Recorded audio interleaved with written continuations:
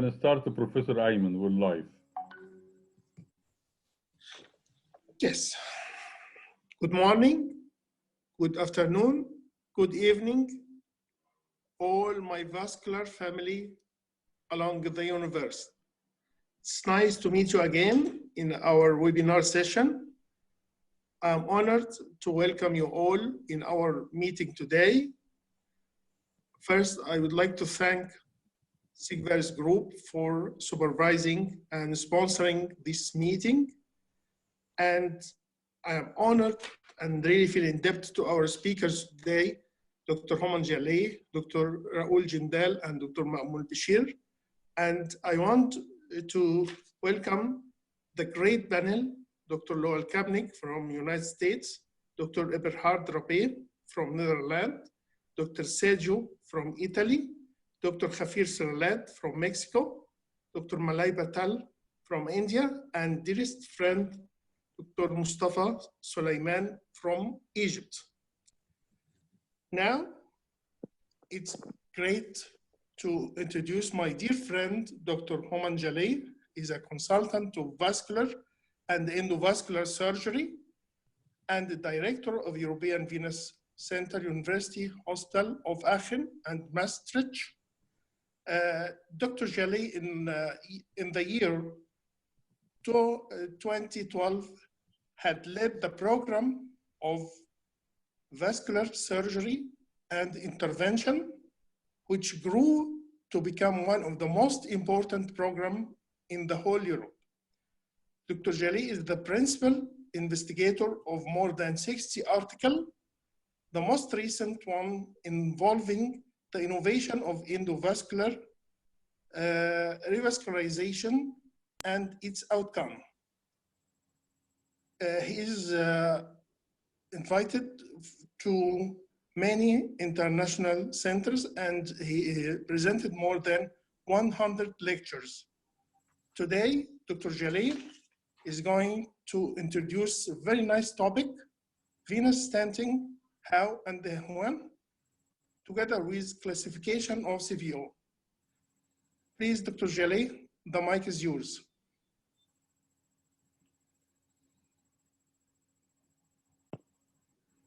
Thank you very much, Dr. Fakhri. Now my voice is there?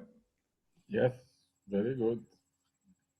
Thank you very much for the kind introduction, and thank you very much to Dr. Omar and Dr. Fakhri for inviting me to this webinar. It's my honor to be here with my colleagues and friends from all over the world. So I am a consultant vascular and endovascular surgeon working in University Hospital Aachen in Germany and University Hospital Maastricht in the Netherlands. And today my topic is, one is the how and when the right indication, the right diagnostic for the chronic venous obstruction, and then the classification of the chronic venous obstruction. So I think we should start with the first presentation. Okay.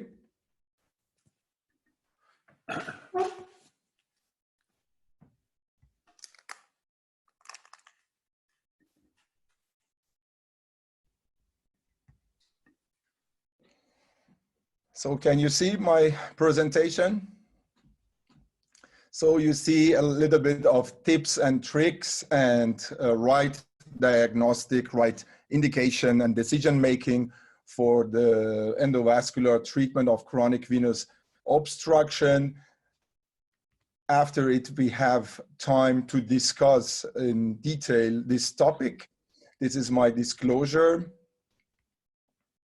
So very important is, what are the signs and symptoms of the chronic venous obstruction? And regarding the right decision-making and the indication, the patient needs to have really signs and symptoms of this chronic venous obstruction. I had a young lady from Düsseldorf in my outpatient clinic who told me after 8 kilometers of running, she had small itching in her left leg. And there was a slight compression of confluence of the cava, for me, this is not an indication to treat this patient and put a stent, because after 8 or 9 kilometers of running, so she should reduce it 1 kilometer and just run maybe 7 kilometers. So the patients really should have real signs and symptoms of the chronic venous obstruction, or PTS, as you can see, swelling, tension, heaviness, pruritus, and collaterals as sign. And don't forget the venous claudication. If you have a deep venous center, you see really a lot of patients with venous claudication, and they are impaired. Many of them are impaired due to this venous claudication in their daily life. So coming to the diagnostic, you see I divided it into preoperative, perioperative, and post-op. Very important is the duplex sonogram in the pre-op session. So we need a profound duplex done or performed by a really good duplexer or technician. We combine it in Aachen or Maastricht with a MR phlebogram as imaging. So in other centers, they use CT phlebogram. If patients had already venous stenting, then of course you have to go for CT. After having duplex MR and the anamnesis of the patient, you can then really decide or make your decision for treating or not. During the treatment, of course, you are using the ascending phlebogram. You need IVUS, very important, and therefore I made it red because this is one of the most important tools in the OR. And more we use after the procedure in the OR, the duplex, just to see how the flow is in the groin after the treatment. So, but again, duplex is the most important tool in the preoperative setting. And during the operation, of course, ascending phlebogram, the angiogram, is very important, using it in 2-plane or multiple plane, but with IVUS, not only you can precisely decide for the size of stent and your proximal and distal landing zone, and also you can reduce radiation exposure and you can reduce contrast, the amount of contrast. And in a post-operative setting, again, duplex is very easy. Even I can use a duplex in an easy way because you can visualize the stent, the length of the stent, the shape of the stent, measure area, diameter, nearly you can do everything. If there are some further questions, then you can combine it with X-ray or CT phlebogram. So this is an example of duplex done by Erwin Thunder, our really brilliant duplexer and technician who works with us in Maastricht and Aachen. You see the groin, this is the left groin. You see the femoral vein as one main inflow vein. You see the deep femoral vein as the other main inflow vein, and you see the post-thrombotic trabeculation in both. And in this is not a dynamic image, but you, in this case, special case, it was a young lady, the inflow from the deep femoral vein was considered by us as enough. But of course, we can ask, what is enough? If is 200 milliliter per minute enough with our machine in our setting in Aachen? And we know that with another machine using by another technician, you may have another result. So there is no evidence, but experience. So very important, precisely duplex sonography of the groin, of the inflow veins, of the collaterals, and of course of the outflow. You can visualize it till the liver. So again, a patient, young patient with so-called myturna, the compression in the confluence, or common iliac vein at the left side, I want just to stress the supine and upright position. In nearly every young lady who is thin, you can create with really small pressure, very small slight pressure, a myturna point. You can compress the vein just by putting the probe on the abdomen. So it is very important that we prevent this, this problem and perform a duplex in supine and upright position in order to say if there is a real myturna or not. And of course, I hope you can see the mouse here. You see the fibrosis of the vein. This is an important point which creates after years of compression. And we combine it again with MRV. This is the MRV in axial plane of the same patient, young patient. You see the real severe compression. Again, an MRV or CTV is performed in supine position. So the upright position and Valsalva, duplex in Valsalva maneuver is very important. These are just images showing you how easily you can follow up the patient after 2 weeks, 6 weeks, 3 months, 6 months, and yearly thereafter with duplex. You can visualize the stent very easily, the in-stent stenosis or thrombosis, the covered or over-stented great saphenous vein, and even with stent, you can compress the stent easily and change the geometry. These are some examples of our venous maps, which I received from Erwin Thunder, again, our duplex specialist or technician. You see really visualizing the deep system and the superficial system. He visualizes us the chronic venous obstruction, the collaterals, the reflux. Reflux is drawn with red, in red color. You see this is the reflux. So just consider this picture. This is an acute DVT due to a chronic venous obstruction in IVC. So these are really brilliant venous maps, which makes life easier, and we can easily do our indication or make our indication, and of course in combination with a good imaging, other imaging like MRV or CTV.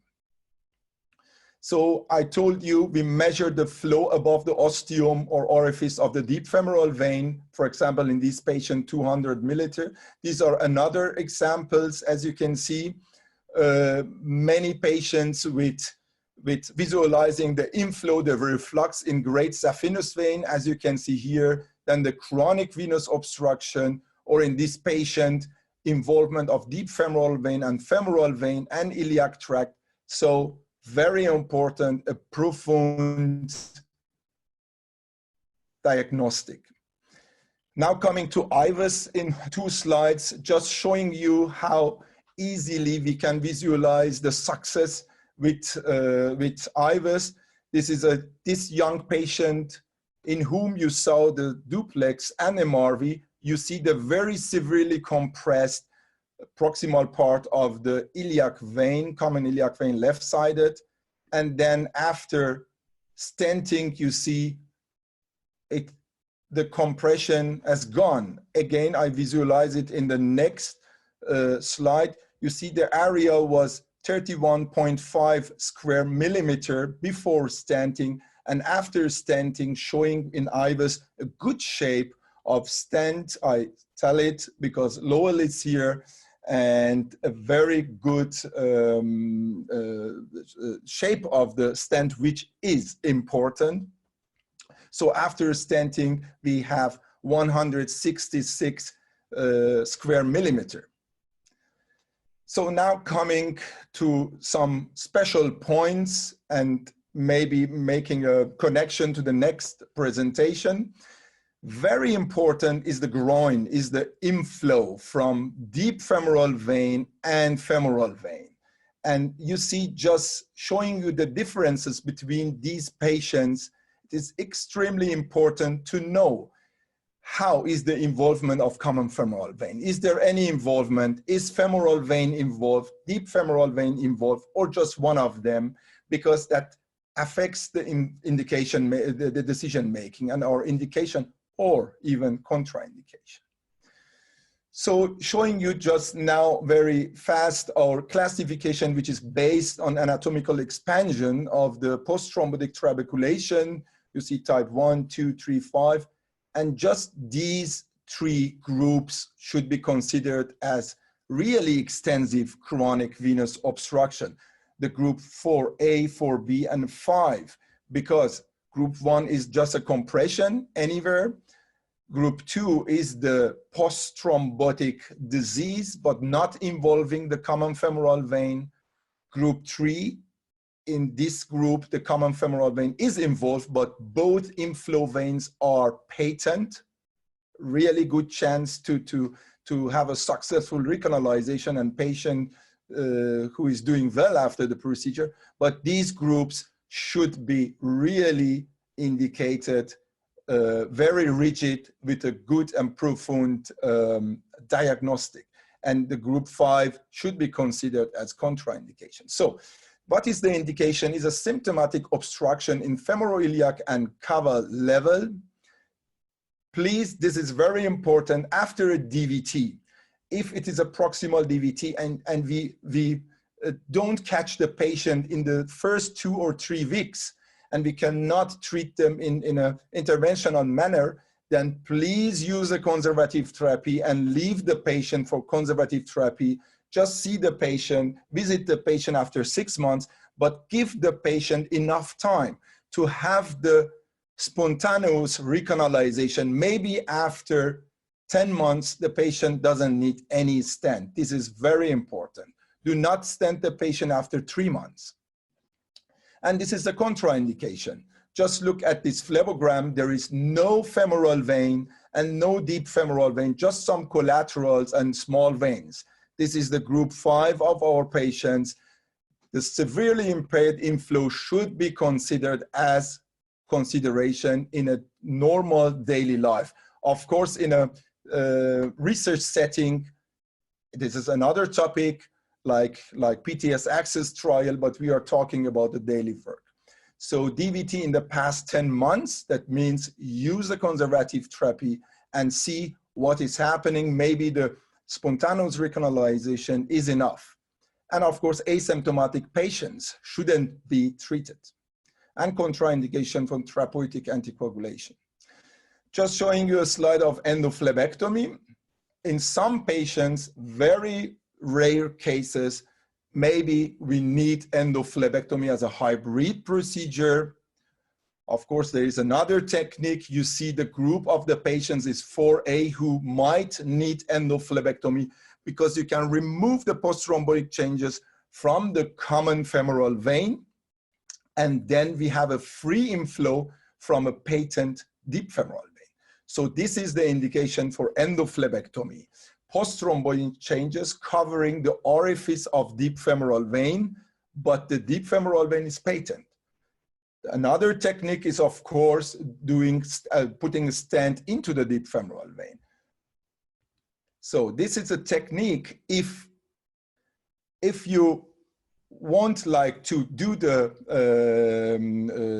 endophlebectomy, to perform the endophlebectomy, and you don't want to put a stent in the deep femoral vein, just puncture the mid femoral vein in the mid part of the upper leg, go into the trabeculation because we assume the femoral vein, as in this slide, is involved. So, but stay at the side of the deep femoral vein. This is the right leg. So we stay at the lateral side, and then with the help of the vertebral catheter, we go into the deep femoral vein with a Terumo wire, just coming 1 millimeter back and then go up. Look, now going up. This is a technique which was mainly performed or many times performed by Richtergraf. So it's a very, very, I think, good technique in order to prevent endophlebectomy in patients with, for example, hostile groin or reduce. You do not want to go into these groins. So this is the technique and a good technique. So then after recanalization in the right side, you can put everything away from the orifice of the deep femoral vein if you stand. Otherwise, you put everything into the deep femoral vein and you occlude your only inflow vein. So in my opinion, I have no evidence till now because we cannot compare studies together. We know that many colleagues have even very good results with Wolsten, like Marcia Luckley or Olivier Hartung. So, but in my opinion, we have new design dedicated venous stent. If you want to stent, if the indication is there, then use dedicated venous stent. And I don't want to make some advertisement for some special stent. I think in some positions, one is maybe superior to other, but these are all dedicated venous stent with good radial force and good flexibility. Just give you an example. What happens if you just take some stent into the iliac tract? So as take-home messages, my dear colleagues, a proper diagnostic approach is mandatory, mainly done because it's easy, it's cheap, and it's fast by duplex. Combining it with MRV and CTV, of course, again, patient is on table, in angio suite, or in OR, then of course you can use IVUS for precisely making the choice for the landing zones, or if you have to do the endophlebectomy or not. Do not overdiagnose myTurner syndrome. Nearly in every lady in a supine position, you can create a compression and then call it a myTurner. So this is not a myTurner. You need more just than a compression, like looking with IVUS, looking for collaterals, and duplex in prone and in upright position and Valsalva maneuver. The patient should have really signs and symptoms with impairment in his or her daily life. More strict indication, again, and respect the recanalization. Even some centers like Mark Garcia or Mert Duman-Tepe, and in some small patients also we did it. We can recanalize also femoral vein, but believe me, many of them are going to occlude again. So till now, there is no recommendation for the daily work. Use dedicated venous stents and in bigger size. For the iliac tract, if you want to decide between 14 and 16, use the 16. Because we know that these veins never reach 16. A 16 may reach maybe a diameter in the body of 14, and a 14 reaches 12. And many of them will have, after a few weeks, a thrombosis of the wall of the stent. So go for the bigger stent. And do not use short stent at myTurner point. If you want to treat myTurner point, in my opinion, the shortest stent you want to use should be 8 centimeters in order to prevent even one migration. Use IVUS, it makes life easier and makes the decision-making easier. Stent from healthy to healthy, of course, we know it. Adequate and aggressive anticoagulation, we start just 1 day before the procedure with our new oral anticoagulation, and a rigid follow-up, and very important is the 2 weeks follow-up, because if a patient has a early thrombosis, in 2 weeks, after 2 weeks, you can catch the thrombosis and easily treat it and maybe treat the underlying disease or problem of the stent. But if the patient comes to you after 4 weeks and the thrombosis is 3 or 4 weeks old, it's too late. So just showing you a useless recanalization. I don't know the symptoms of the patient, but I just show you the treatment. This is the upper leg, but this is some few centimeters above the knee. We are looking at femoral vein. The colleagues used a really good dedicated venous stents, but just look, they stented from knee, 1 stent, 2 stents, 3 stents, 4 stents, 5, maybe yet now 5, and 6. And it was occluded after 1 day. So probably after a few minutes or hours. So there was no inflow, and you kill all valves, and you have from the lower leg, there is no volume of blood. So just give you an example, or maybe we can call it a use full recanalization, a patient mid-age with chronic venous obstruction of the cava and both iliac side, as you can see, and you see a filter in this area. The patient now was dealing 3-4 years with this problem. You see the filter here and the occlusion of cava. We went antegrade, bilateral. We had to puncture the right jugular vein, go from retrograde. You see the wires from everywhere. Then we crossed the main part. Then we made a dilatation, a simultaneous dilatation in order to crush the struts of the stent. That was after pre-dilation. After using dedicated venous stents, we used 14 millimeter because 14 has good radial force in this area. And going to next slide, the last slide, that was before recanalization, that was after recanalization. And this is the voice of the patient. It is in German, but maybe I know Lowell, Ayman, and Dr. Omar, you cannot understand it, but there are many Germans, and then I translate it just in few words. The patient is coming to me in an outpatient clinic after treatment, and I ask him, please tell me, how are you doing now? Zufrieden ist überhaupt kein Ausdruck. Ich bin ein neuer Mensch geworden. Mir geht so gut wie in den letzten 2-3 Jahren nicht mehr. Ich laufe herum, habe keine Atembeschwerden mehr. Und besonders, da ich während Monaten, also fast ein Jahr, gesucht habe nach Ärzten, die sowas tun würden und die meisten gesagt haben, das ist überhaupt nicht die Ursache ihrer Beschwerde, kann nicht die Vena cava sein. Nachdem sie geöffnet habe, laufe ich herum, ich steige Treppen wieder wie ein normaler Mensch und das geht mir fantastisch. Sie sind erhält. Super. Dankeschön. So, thank you very much. I give just one translation. I ask the patient, please tell me, how are you doing? And I just recorded the venous map done by Erwin Thunder, and he said, I am like a new human being. Better is not just an explanation. I am totally new. I couldn't went 200 meters. Now I can do sport. I have a new life. So, and at the end he said, you are my hero. Thank you very much. Thank you. Thank you. It was a very nice presentation. Thank you. It was a very nice presentation, Homan. I like it very much, especially the last ballerina of the revascularization of the making a new IVC. This is perfect. Now I have the honor to get some comments from our great panel.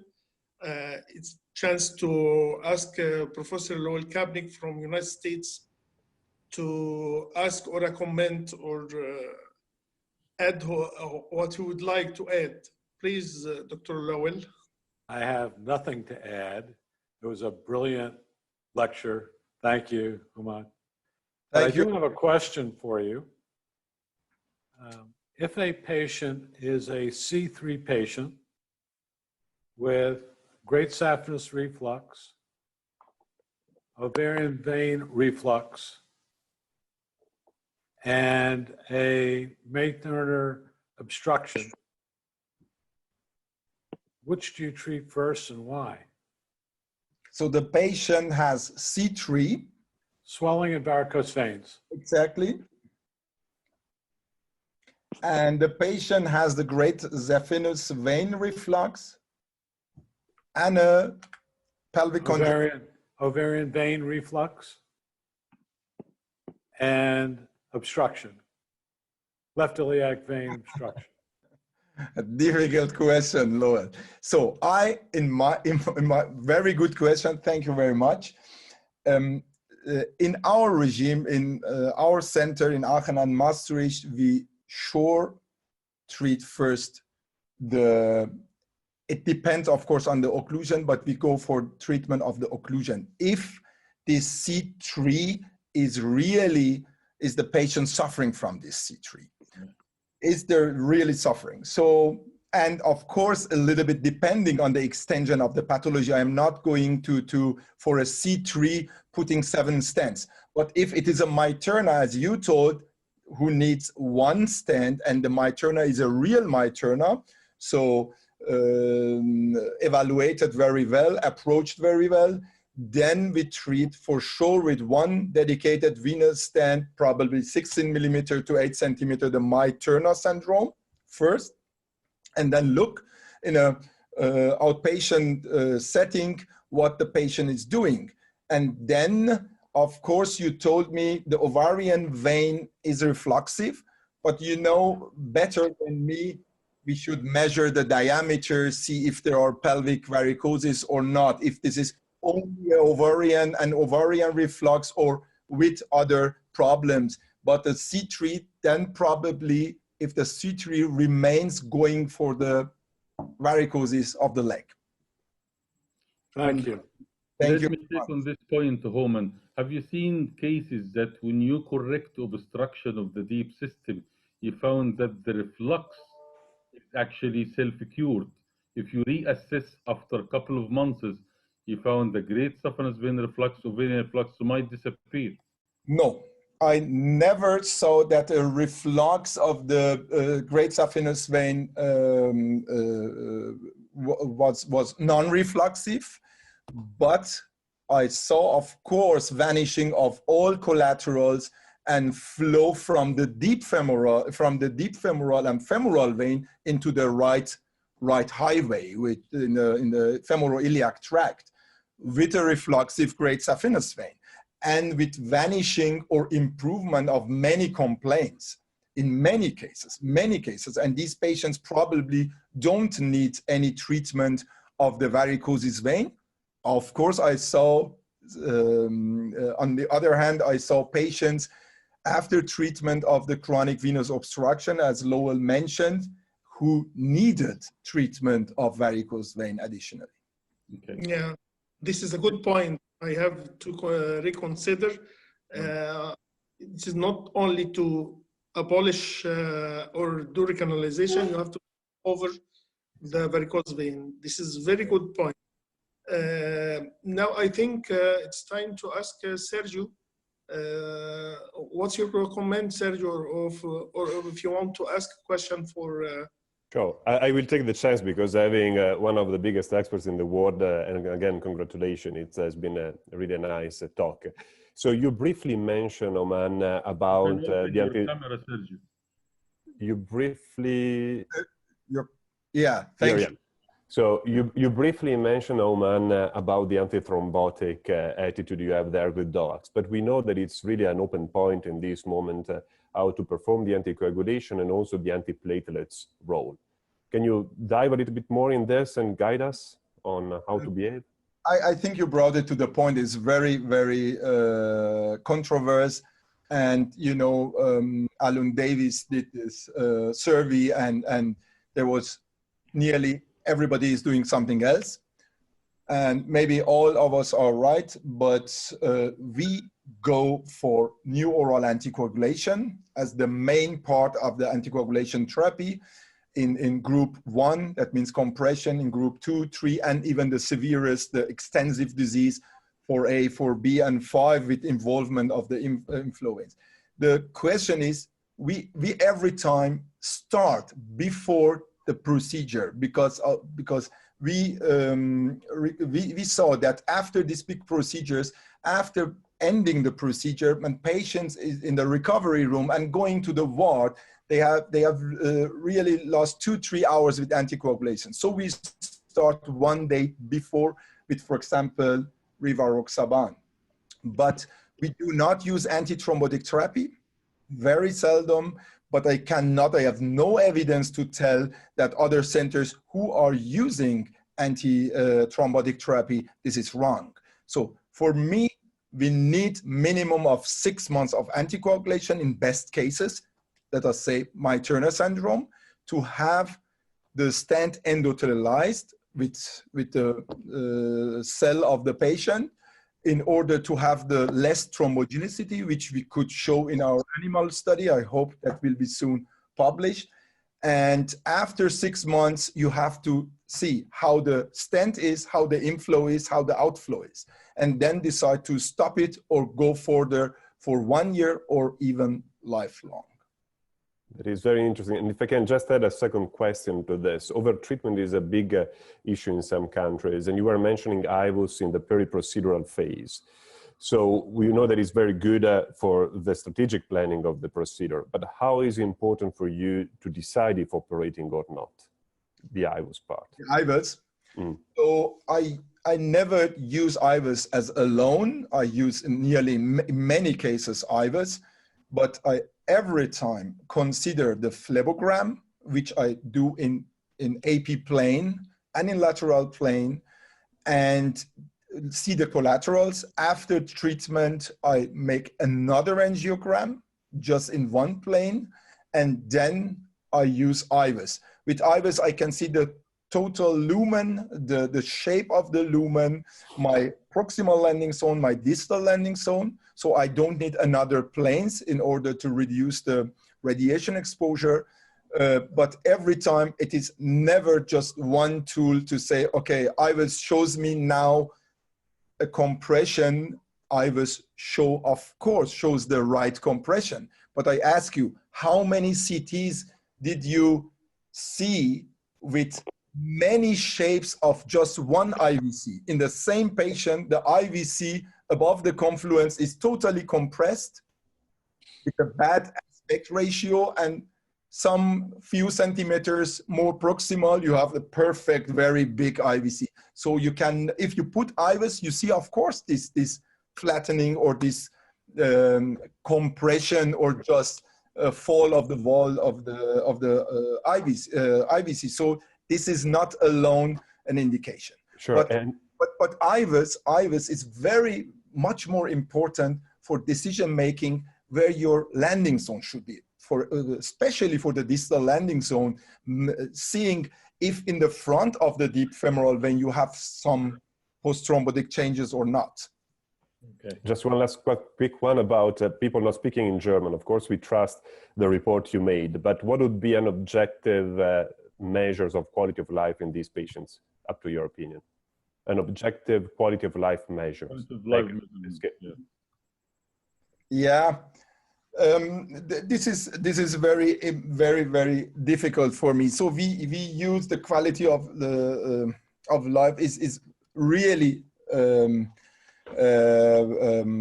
difficult because we have no evidence what is better and what is not better, as SF36 or other things. So, but very important is for me the Villalta score. I know the shortcomings of Villalta score. I know the shortcomings of VCSS and other measurement tools and CAP classification. So I think you have to make a really good anamnesis. If you are doing a really research on the research setting, then of course you need as much as possible of these measuring tools. But very important, don't forget venous claudication is not considered in many of these tools. Okay. Thank you so much. Let me go quickly. Do you have any comment to Professor Ma'moon al-Bashir? Do you like to add? I would, thank you very much, Omar, Dr. Holman. That's a very good presentation. I just have a question. One of the most horrendous things that can happen to these patients is a stent occlusion. And when it happens suddenly, they seem to be getting worse results than they were before the stenting. So what's your protocol when that happens? And do you have a surveillance program for these stents? If therefore, thank you very much, and nice. I stressed or mentioned at the last slide the post-operative evaluation. Very important, very, very important is the 2 weeks post-operative evaluation. Because if you catch the patient or see the patient after 2 weeks and the patient is suffering from a DVT, many of them do not realize it because they had over years many collaterals. If the main highway is occluded now after 1 week, the highway, the collaterals are again open and they do not realize it. They have not a very big leg. So they come to you and you realize the recanalized tract is thrombosed. So in these 2 weeks, you can easily lyse the tract or do percutaneous mechanical thrombectomy like Aspirex, GDI, Angiojet, and other techniques. So this is the most important thing. See your patients while you want to start them, and then after 2 weeks. The next thing is, if you have a patient with chronic occlusion, you have a problem. There are techniques, of course, with a sharp back of the Terumo wire 0.18 or 0.35, or with wires, with Asahi wires with higher tip load. You can recanalize many of them. But you have to consider you cannot vanish or remove these old thrombus or the new post-thrombotic changes. You just can dilate it. And you every time lose lumen. So these are patients who are doing not that well as before. Okay. Well, my task is very difficult because we have 21 questions and we have 2 of the attendees raise their hand, and we have 56 countries looking into this webinar. So let me take the first question. Dr. Ahmed Ammar will open the voice for you to say the question yourself. Dr. Ahmed Ammar, introduce yourself and ask the question. Hello, can you hear me? Yes, we can hear you, Dr. Ahmed. Hello everyone, I am Dr. Ammar from Mayo Hospital, Pakistan. I am Senior Registrar of General Surgery.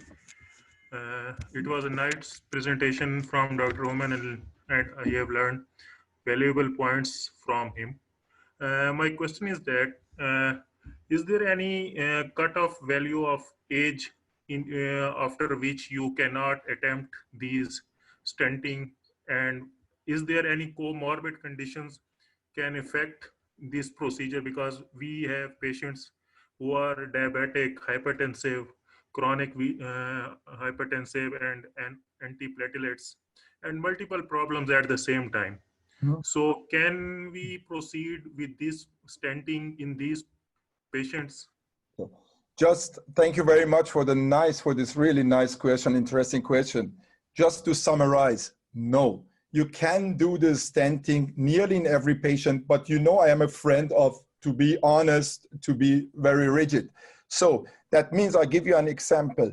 If a patient with a life expectancy of few months, with a severe swollen leg due to acute thrombosis because of tumor compression, you can really easily help this patient with just putting one stent in IVC or iliac tract, and the patient has a very, very improved quality of life in his next 6 months or 1 year.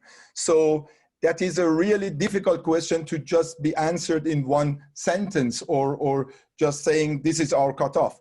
Of course, if a 85 years old patient is coming to me and he says, I have a little bit swollen leg, I am not going to treat this patient. Or if a patient coming to me with acute proximal DVT, who I normally consider as for a treatment, and the patient is 80 years old and he has a life expectancy of 5 to 10 years, why should I treat this leg in acute manner in order to prevent 40 to 50% of PTS in a patient in the next year? So that doesn't make any sense. So no, there is not a cutoff, but you should be, of course, rigid and do a very good anamnesis and preoperative evaluation, as I told. But consider even sick patients or patients, multi-morbid patients, for stenting if you think you can help them, because the stenting is easy and the complications rate is very, very low. Thank you very much. So I'll take one final question before the second part of your lecture. And this question comes from Turkey, from Professor Suat Dugansi. He said, excellent presentation. And he said, if you have a patient CEP5, when do you decide to operate on them rather than doing endovascular iliac vein recanalization? When is your cutoff point to operate? Operate means open surgery. Yes. Okay, when I do opens, I every time try the endovascular technique, every time.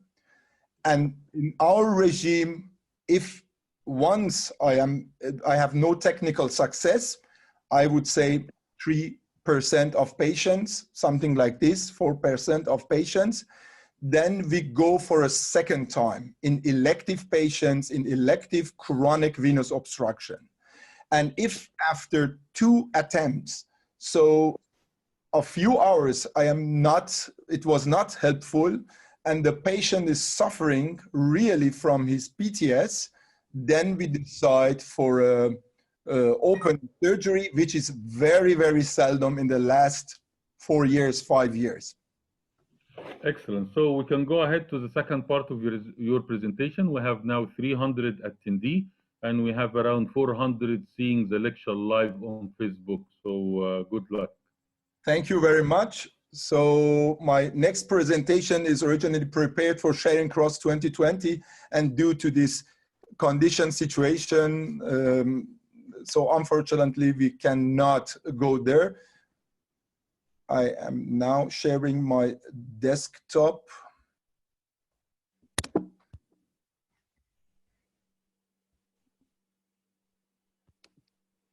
So I would like to close the presentation. Yes.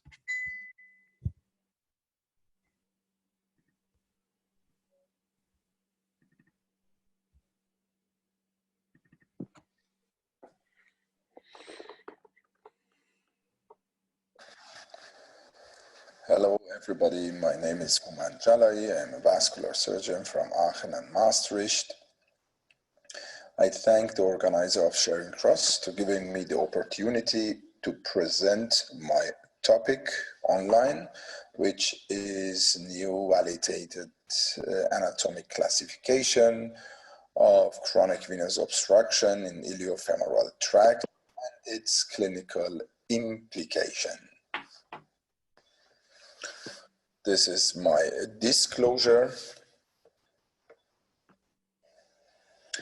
I'm not trying to change the topic from venous to aortic, but just consider I would compare these 2 conditions with each other regarding the results after their treatment. Outcome after treatment of AAA versus outcome after treatment of thoracoabdominal aortic aneurysm repair. That would be a senseless comparison, I think, given both are aortic aneurysms. In this slide, we see illustration of 4 different types of the extension of chronic venous obstruction. Now, my question is, can we compare the first image with the last image regarding their outcome after reconstruction and stenting?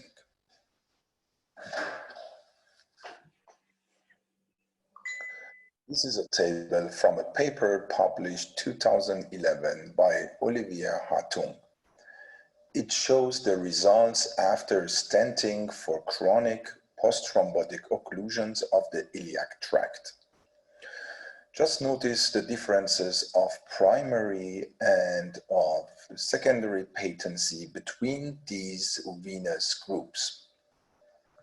I don't think that the reason of such a big discrepancy could be the skill of the surgeons or interventionalists, or the type of the implanted stents. The reason is probably a big difference of the extension of the pathology in the patients included in these different studies. This table is from a recently published review performed by Williams, and it shows the results of venous stenting using dedicated venous stents. Just have a look on the 12-month primary patency of patients with PTS as pathology. They range from 59 to 87%. The type of the stent cannot be the reason of the big discrepancy, because Stephen Blake and Michael Lichtenberg both used VG venous stent. They both are very well experienced, and therefore the technical aspect can be also ruled out as the reason of this discrepancy. So again, the reason probably is the extension of the pathology of the patients included in these different studies. The classification is based on the anatomical extension of the post-thrombotic changes and the importance of the inflow. It should be simple and practical. Based on the available evidence, the additional involvement of IVC has a relatively low effect on decision-making. Therefore, a separate category for IVC has not been included. A 50% cross-sectional area reduction of the vein is considered as hemodynamically significant in this classification. As you can see, the group of patients with compression of the vein. The treatment is very easy and the patency rates are very good. Group 2 are patients with chronic venous obstruction of iliac tract without any involvement of common femoral vein with a perfect inflow. Group 3 are patients with involvement of common femoral vein, but only cranial, the ostium of deep femoral vein. This group of patients can be treated in an endovascular manner with a distal landing zone of stent just above the orifice of deep femoral vein. Group 4A, post-thrombotic tract population go more distally and involve femoral vein. Deep femoral vein is the main inflow vein. These patients need either stenting into the deep femoral vein or an hybrid approach with endophlebectomy of common femoral vein. Group 4B are patients with involvement of deep femoral vein, and the femoral vein is the main inflow vein. These patients need either a hybrid approach or the extension of the stent into the femoral vein. Group 5 are patients with severely impaired inflow due to involvement of both femoral vein and deep femoral vein. These patients should mainly be considered as contraindication for any invasive treatment. In really selected cases with severe signs and symptoms of PTS, a recanalization of femoral vein additionally to iliac tract could be taken in consideration. The last three groups, 4A, 4B, and 5, should be considered as extensive chronic venous obstruction. These are preliminary data of the validation of this classification. Let us just have a closer look on the patency rates. They range from 60% in group 4A and B to 100% in group 1. This shows us the importance of the inflow. And here are the expert centers participating in validation of this classification. The classification of chronic venous obstruction helps us to aid the scientific reporting, to ease our decision-making regarding the indication and contraindication, support our therapeutic decisions, and to predict outcome easier. I thank on behalf of all participating centers. Stay safe and healthy.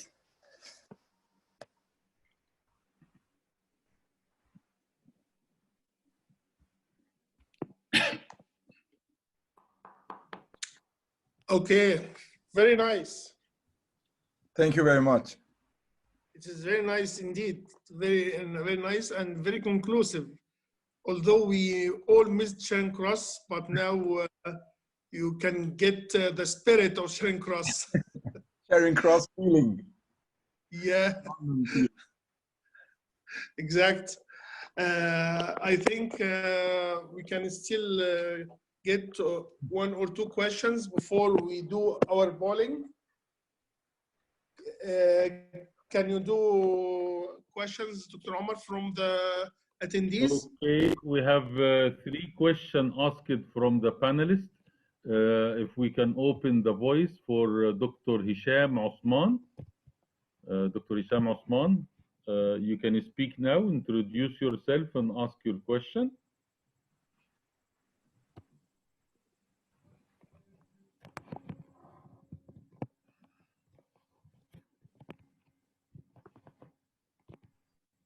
Go ahead, Dr. Hisham. Yes. Yeah. Can you hear me now? Yes. Yes, we can hear you. Yes, you can. Thank you. Okay.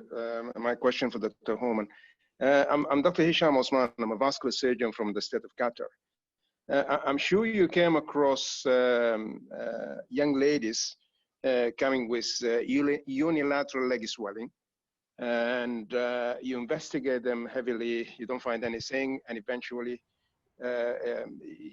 you come across a maternal syndrome that's been confirmed, but the symptoms is only leg swelling. And these ladies are obviously, as you know, they're greatly bothered by the leg swelling. Would you consider stenting on those ladies? If you confirm this is definitely maternal syndrome, would you consider stenting? And if you've done it in the past, would that improve the symptoms? Yes, I would consider this. Because you mentioned doing really a profound evaluation and having everything just telling us this is a materna in supine and upright position, and talking to the patient, to be honest to the patient that we have no guarantee that the swelling will be improved or the problems will be improved. If the patient is okay with that, yes, I would go for stenting. Okay, so we have 4 minutes left before the next lecture, Professor Mamoun. So let me take the question of Christina Mansour. We will open the voice for Christina to ask her question.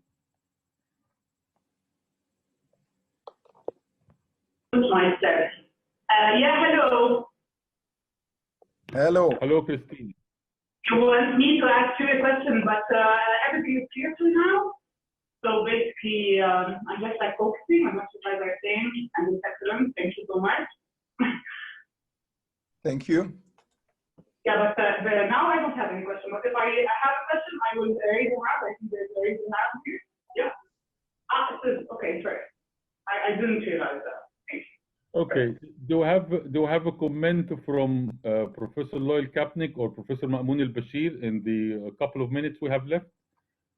Yes, I do. I think the question that was just asked was a really germane question. In the United States with C3 disease, we've had an overwhelming increase in venous stenting. And a lot of those patients have not been helped. So as Hooman said, I think it's really important to make sure what you're dealing with. This is what the swelling is from. And really, the last part of it would be a May Thurner. So everything else needs to be ruled out before you go ahead and stent that patient, because you'll have concomitant disease as well. And sometimes it's very difficult to tell, but make sure that. And the question is, you've got a 30-year-old female and you're not sure, are you going to stent that? Or if you have, I'm going to ask Dr. Hooman Jolly the question. You have a 30-year-old female with C3 disease, swelling. You've ruled out everything else. You're going to stent her. What are your concerns about pregnancy? Thank you very much, Lowell. And thank you again for making this nice but difficult questions. I would consider independent, not regarding any pregnancy. If the patient, I ask, because these are mostly young patients, I ask them if there is a plan in the next week or months or time, then of course we can wait. But if there is no consideration, no active planning, then I would go for a stenting if, in my opinion, the indication is there, regardless the pregnancy. Because we have many patients now with stent who was pregnant, and we also see them before the time of pregnancy and after it, and they are doing well. So really very seldom I saw compression of stent due to birth of the child. So this is, or due to the pregnancy. So nearly regardless to it, of course, again, I ask if there is a planning, then I would wait, because this is not an acute condition which this patient is suffering from, maybe 3 years, 5 years, 10 years, or 2 years. So then we can wait another 1 year. But if not, then I would do the stent.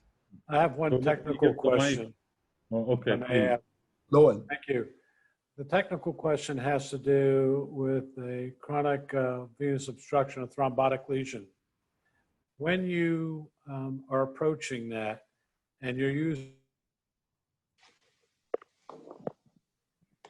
your high pressure balloon for pre-dilatation, do you go to nominal or do you go to burst pressure? And what do you do post-operatively? I mean, post-stent. Yeah, we use every time the Atlas balloon. It means we go up to 14, 15, or 16. And every time we use the same size of the balloon as we want to stent. So let us say 12 in femoral vein, 14 in femoral vein to external iliac, and 14 to 16 to the common, and IVC much bigger. And then we stent, and again, we use the same balloon and post-dilate the stent to the nominal diameter. But I told you, we published a study in a phlebology 2 years ago. No, not even one of these stents reaches the size of this nominal size it is given on the package. So it doesn't mean that these stents are bad. No, but the tissue around it doesn't allow that the stent, which should be 16 millimeter, reaches 16 millimeters. So a 16 is probably 14, 40.2 or 40.3, and the 12 is less. So therefore, we go for a bigger stent. That's very nice technical tip. So let me give the mic to Professor Ayman to introduce the next presenter. Professor Ayman. No, before we do that, I would like to thank Homan. It is a great lecture. Thank you very much. I would like to thank all the group, because we have now more than 500 all over the world in more than 60 countries joining us. It's great. I think it is a very successful event. Thank you all. Before we ask Dr. Ma'moon, I will ask Dr. Omar to make the polling, the first polling. Are you ready, Omar? Yes, I am ready. If we can put the first polling on the screen. Yes, I will read the polling, and each of the entity can select one of the 3 options. In patients with successful iliac vein stenting after iliac vein occlusion, how important would you rate the post-operative use of graduated compression stocking? A, very important, B, medium importance, or C, not important at all? We have 30 seconds to answer this question. You select your answer and submit, and we'll show it live. It's a very democratic system. It doesn't allow for any errors or hacking, so you will get an honest assessment out of the 600 or more plus attendee. So we are like in very big room in Charing Cross, full of candidates. Can we see the results? Okay. Great. Okay.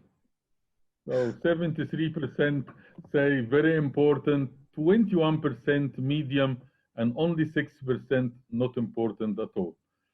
Okay, so up to you, Dr. Ayman. Thank you. Now I am honored to introduce my dear friend, Professor Ma'moon al-Bashir. He's a consultant of vascular and endovascular surgery and consultant of organ transplantation. He is a fellow of Royal College of Surgeons, Edinburgh and Ireland. He has Jordan Board of General Surgery and Vascular Surgery. Ma'moon is a fellow of International College of Angiology and American College of Transplantation. He is the director of an Institute of Ultrasound Education and CME director of International Health Academy and CEO of Venous and Wound Care Center, Amman, Jordan. Professor Ma'moon is going to discuss a very nice topic. He's going to tell us about vascular oncosurgery. Please, Dr. Ma'moon, the mic is yours. Thank you, Ayman. Thank you for the kind introduction and for the kind invite to be part of this very successful sort of online training program. Let me just, if I may, find my presentation, which is... And congratulations on shaving, Professor Ma'moon. Oh, I was worried I'm going to scare a lot of people off, so that's why I thought I'll do this. Let's... so you go with the share screen button, is that right? Which is... You go on the share screen, which is the green button at the end. Sure. And you would have been open your PowerPoint ready and share the screen of the PowerPoint. It gives you multiple options. All right, let me just... So share screen and select the window for PowerPoint. All right, and welcome, Raul. You must have been very busy in India doing endovenous lasers. Screen. Yeah, you press on the green all right, button. That's it. Here we are. That's it. Yes, we are. Okay. I'm one of the generation. I don't know what you call it, but the generation which is in the middle of the 50s, the 50-year-old generation, were technically a bit on the go. You're very young, Ma'moon. You're very young. Well, thank you very much, my dear friend. So vascular oncosurgery, this is a very surgical topic, to be honest. We're going to move from the interventional arena to the extremely surgical arena. And it's, so just let me get, how do I advance these slides? All right, so what is vascular oncosurgery? It's surgery of tumors of or closely involving vascular structures. And this is what makes vascular surgery such a unique spectrum, because vascular surgery involves all areas of the body, and it has great interest for multiple specialties as well. That's why when you get a pathology that affects these major parts of the anatomy in different either compressive or invasion ways, then it's of great interest for the vascular surgeons to be involved with this. Vascular oncosurgery is almost becoming a separate specialty, where, as you are all well aware, there's so many interests in vascular surgery, and people are trying, especially in specialized centers, to get the volume of cases that they can develop a great interest in this. The English say, if you want to get something done, give it to a busy man. So when vascular surgeons get really busy, they find a new area of interest. This is an apple. This is to quote the CNN ad targeting the president, which emphasizes the facts. So we should always stay online with the facts. And I bring this up because we need to emphasize the role of surgery in cancer care. Surgery provides zero-order kinetics of tumor removal.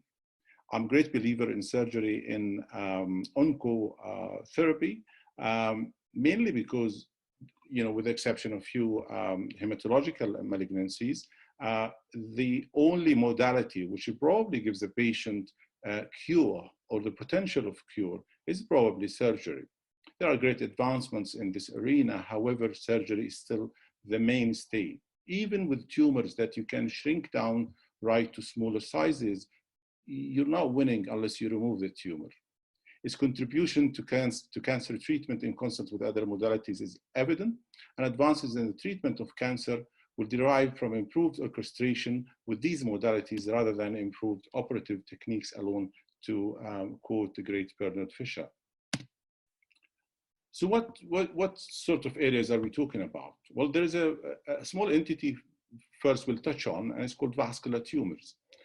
Vascular tumors would include head and neck paragangliomas, neoplasias of the vessels, which has a tremendous multiple classifications. This is one of the simplest ones, and vascular lesions mimicking tumors. Out of this subset of vascular tumors, we're going to talk about the head and neck paragangliomas in specific, because we're talking about solid tumors that are a challenge for the oncosurgeon or the vascular oncosurgeon. The rest of the slide are areas of interest. However, they do not come under the umbrella of vascular oncosurgery. The head and neck paragangliomas are quite interesting pathologies or tumors, and they do have multiple classifications. But the one I find most useful is the one which classifies them in relation to their location. So more than 80% are located in the head and neck. They make up about 0.5% of all head and neck tumors. And paragangliomas are rare neoplasms that are derived from epithelioid cells migrating from the neural crest in close relation with autonomic ganglion cells. They're named after the site of origin, but the two main groups are the cervical ones and the skull base ones. The carotid and vagal ones, cervical ones, are probably the ones that vascular surgeons will come across mainly, and those are the ones that we will be discussing in this presentation.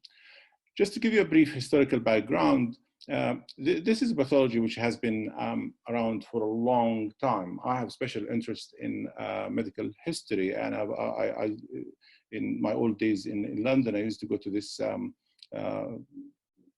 old antiques market where you collect books, old books, and I found the surgical book 1886, which discusses in part of it the paragangliomas.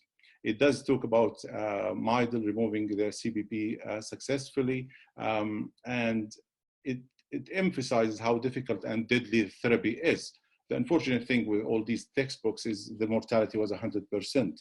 It wasn't until 1903 that Shoda removed the first carotid body tumor with preservation of the carotid body and no nerve injury. I'm going to discuss this through our own data. So we've been sort of fortunate, or maybe unfortunate, to see a lot of these tumors in the past 20 years. We've seen 66 tumors in 61 patients, with a lesion history dating back 6 months to 30 years prior to seeding them. And this is in Jordan, our center in Jordan. And there's a reason for this, because a lot of surgeons during their career wouldn't see that big a number of carotid body tumors or paragangliomas. And the reason is twofold. One, some of these cases were sort of lingering around, not being treated surgically for a long time, mainly because of the absence of specialized units or expertise to deal with them. And that's why we found some cases of dating back to up to 30 years, with diagnosed but not treated. And the other one, we tend to be a sort of a country of massive medical tourism, and we get a lot of patients from adjacent countries. And one of these countries is Yemen, and Yemen has very high altitude, where they have a huge incidence of carotid body tumors. In fact, one of our friends there, surgeons, have a massive series of these. They're more like a neoplastic, like a hyperplasia syndrome, rather than a true neoplastic syndrome, but the eventual result is the same. They do get the tumor and they need to be treated. Some of these will be initially misdiagnosed as other things. In our series, 12 were. and 10 were discovered after we started our duplex surveillance program. The diagnosis is usually suspected clinically and confirmed by duplex. It's further confirmed, and you get the absolute anatomy with it, with CTA, MRA. In the old days, it used to be angiography as a first line, but now all patients will get a CT angiography or MRA, and that will not only give you the anatomical detail and the invasion areas and the soft tissue extension, but it gives you also the relations to the vasculature and subsequent surgical therapy plan. Angiography has a massive role. It does have a characteristic vascular blush. It also shows the goblet deformity, what's called the goblet deformity, which is anterior displacement and splaying of the bifurcation. It confirms the diagnosis. In addition, it shows you blood supply. It can show you bilaterality when you image both sides. But its main focus has been with the advent of preoperative embolization for these tumors. And that's, an area of interest for many, especially people who work with these tumors. For a certain period of time, we were very keen to embolize a lot of these patients. We did actually use embolization, preoperative embolization in 11 cases. However, we sort of abandoned preoperative embolization for two reasons. One, because of the complications. Ischemic renal nerve injury, we had it in 1, occlusion of the external carotid in 2, access problems in 1. And the other one was, it did not give us the advantage that it's supposed to be. The advantage was reducing surgical bleeding. In fact, with the current surgical techniques and the modifications and the experience, once you take off from the learning curve, the blood loss is not that big an issue. And it also had a minor disadvantage where it's when done, sort of, you usually do it 48 hours before, it just makes the dissection that's a little bit more difficult. The surgery itself, we operated on 64 tumors in 59 patients. 5 patients had more than one tumor, bilaterality or multicentricity.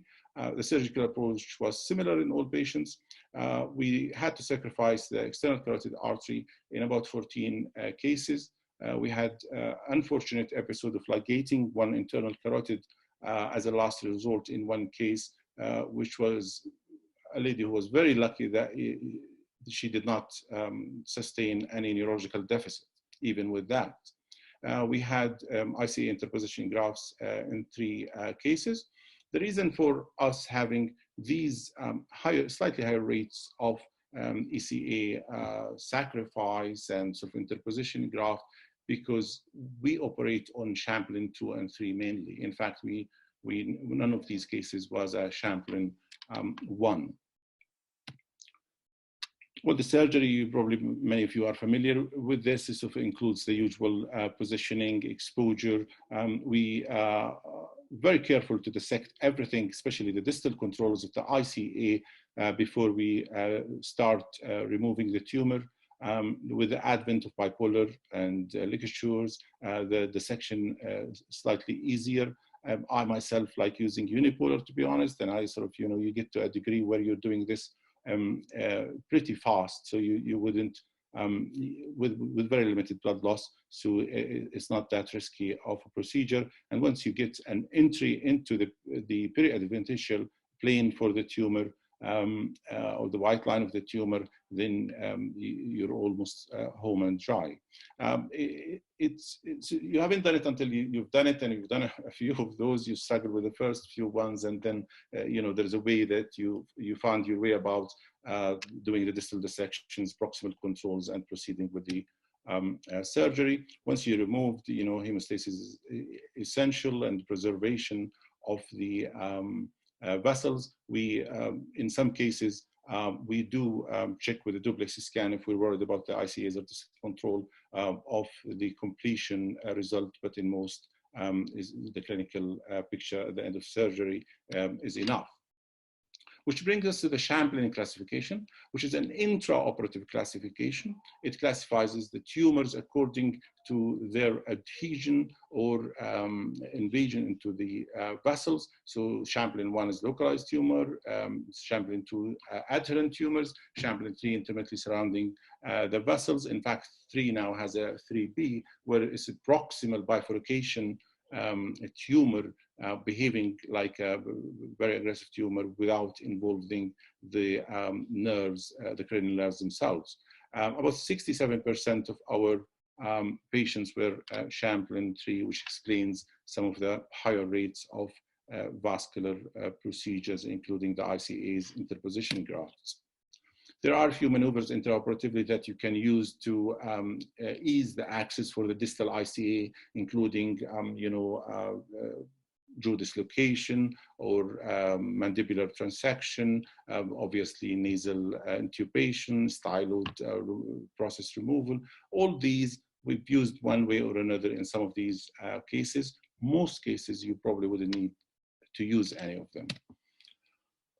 So results, we had one major stroke leading to in-hospital death. This was an unfortunate case where, to be honest, she had a malignant tumor, which was post-operatively found to be so. And malignant tumors are prothrombotic. They're difficult to diagnose pre-operatively. You only can, almost do that with the extensive post-mortem histological studies, etc. We had one late death, which was also a malignant tumor. So both mortalities were related to malignancy. To have minor strokes, completely recovered. 10 cranial nerve injuries, most of these are temporary. 8 had complete recovery and 2 of them had partial recovery. We had one incomplete tumor resection, and that was a massive, massive tumor that we thought, it endangers the patient's life to continue with it. Very elderly lady. 2 malignant tumors mentioned above and 2 endocrine active tumors. Brings us to the familial cases because of the bilaterality and multicentricity. So we had 2 families, and we started noticing these familial cases and doing our surveillance program based on these familial cases, where we, if we get one case, we ask them about the rest of the family. And in the Middle East, they tend to have large families. And we did find a couple of families that have, one family had 3 sisters with a familial form, and another large family of 11. On surveillance, we had 3 siblings with tumors. 1 had resection of both tumors, 3 had resection of 3 tumors, and the rest declined treatment, mainly because of the stigma that is socially attached to the family when they get, all treated. Recent genetic studies have shown that there is, a gene responsible for these cases with the Krebs cycle metabolism and mitochondrial genetics, and it seems to be the explanation why do they get the familial cases. Multicentricity and bilaterality is observed in our series in 4 patients. One was a 31-year-old female who presented with a left-sided carotid body tumor and a synchronous retrocaval. We've done all tumor removal. So we do it in staged manner. We do the carotid body first, and then subsequently we do the abdominal surgery. Another had a glomus vagale and a carotid on the same side, and 4 patients had bilateral tumors. This is probably concludes my first part of vascular oncosurgery with emphasis on the paragangliomas and the carotid body tumors. And it brings us into the second one, which is probably more of interest to many surgeons, because this is a multidisciplinary, multi-specialty therapy. And you can only develop this sort of practice if you develop your relationships with the other surgeons. And it's usually a referral service where other surgeons will ask you if you can, help them with this to start with, and suddenly you're getting the cases because you start being known for them. It's a multidisciplinary thing because you need the general surgeons, orthopedic surgeons, the plastic surgeons, the oncosurgeons, all these specialties. And we've done cases with all these specialties. I'll start with the first group, which is the mediastinal tumors. This is one of our cases, a lady who came in with a benign mediastinal tumor, 9-year history that is completely obstructing the SVC. She had in her home country an attempted removal, which ended up with a bit of bleeding. They closed up and stopped the surgery. When she came to us, she was very symptomatic with SVC syndrome, which is a horrible disease to have, because these patients, you know, they sneeze and they suddenly you know, dizzy or faint, or they laugh and they're faint, very swollen face, and we proceeded to do her surgery. It was an auricular internal jugular bypass using deep femoral vein. It's a very nice surgery to do. It does need a lot of preparation pre-hand because you need to scan all the vessels to know what's patent, what isn't. On this lady, the left internal jugular was the only vessel which was patent. Post-operatively, about a month subsequently, the features for her face returned back. She, you know, her symptoms greatly improved, and it's a life-changing experience for a lot of these patients. Removal of the tumor itself, you know, especially with the thoracotomy, it's a major undertaking, and it takes time because you've done the removal, then you have to do the bypass. It's something you do for you know, young people who tolerate the surgery and who have the SVC syndrome. Interventional part of this is non-existent because this is a compressive lesion, so you cannot you know, do anything if you do not remove the compressive lesions. I don't know, I managed to stop here or continue with the we can take a few questions. Yes, Professor Ayman, if you open the mic. Okay, thank you very much, Mamoun. This is very interesting, and it is very nice to stop for a few minutes to get some questions. This is a very interesting topic, and this showed us how it is important for multidisciplinarity in our hospitals, and I like your dissection very much. You are making a very neat surgery, in fact.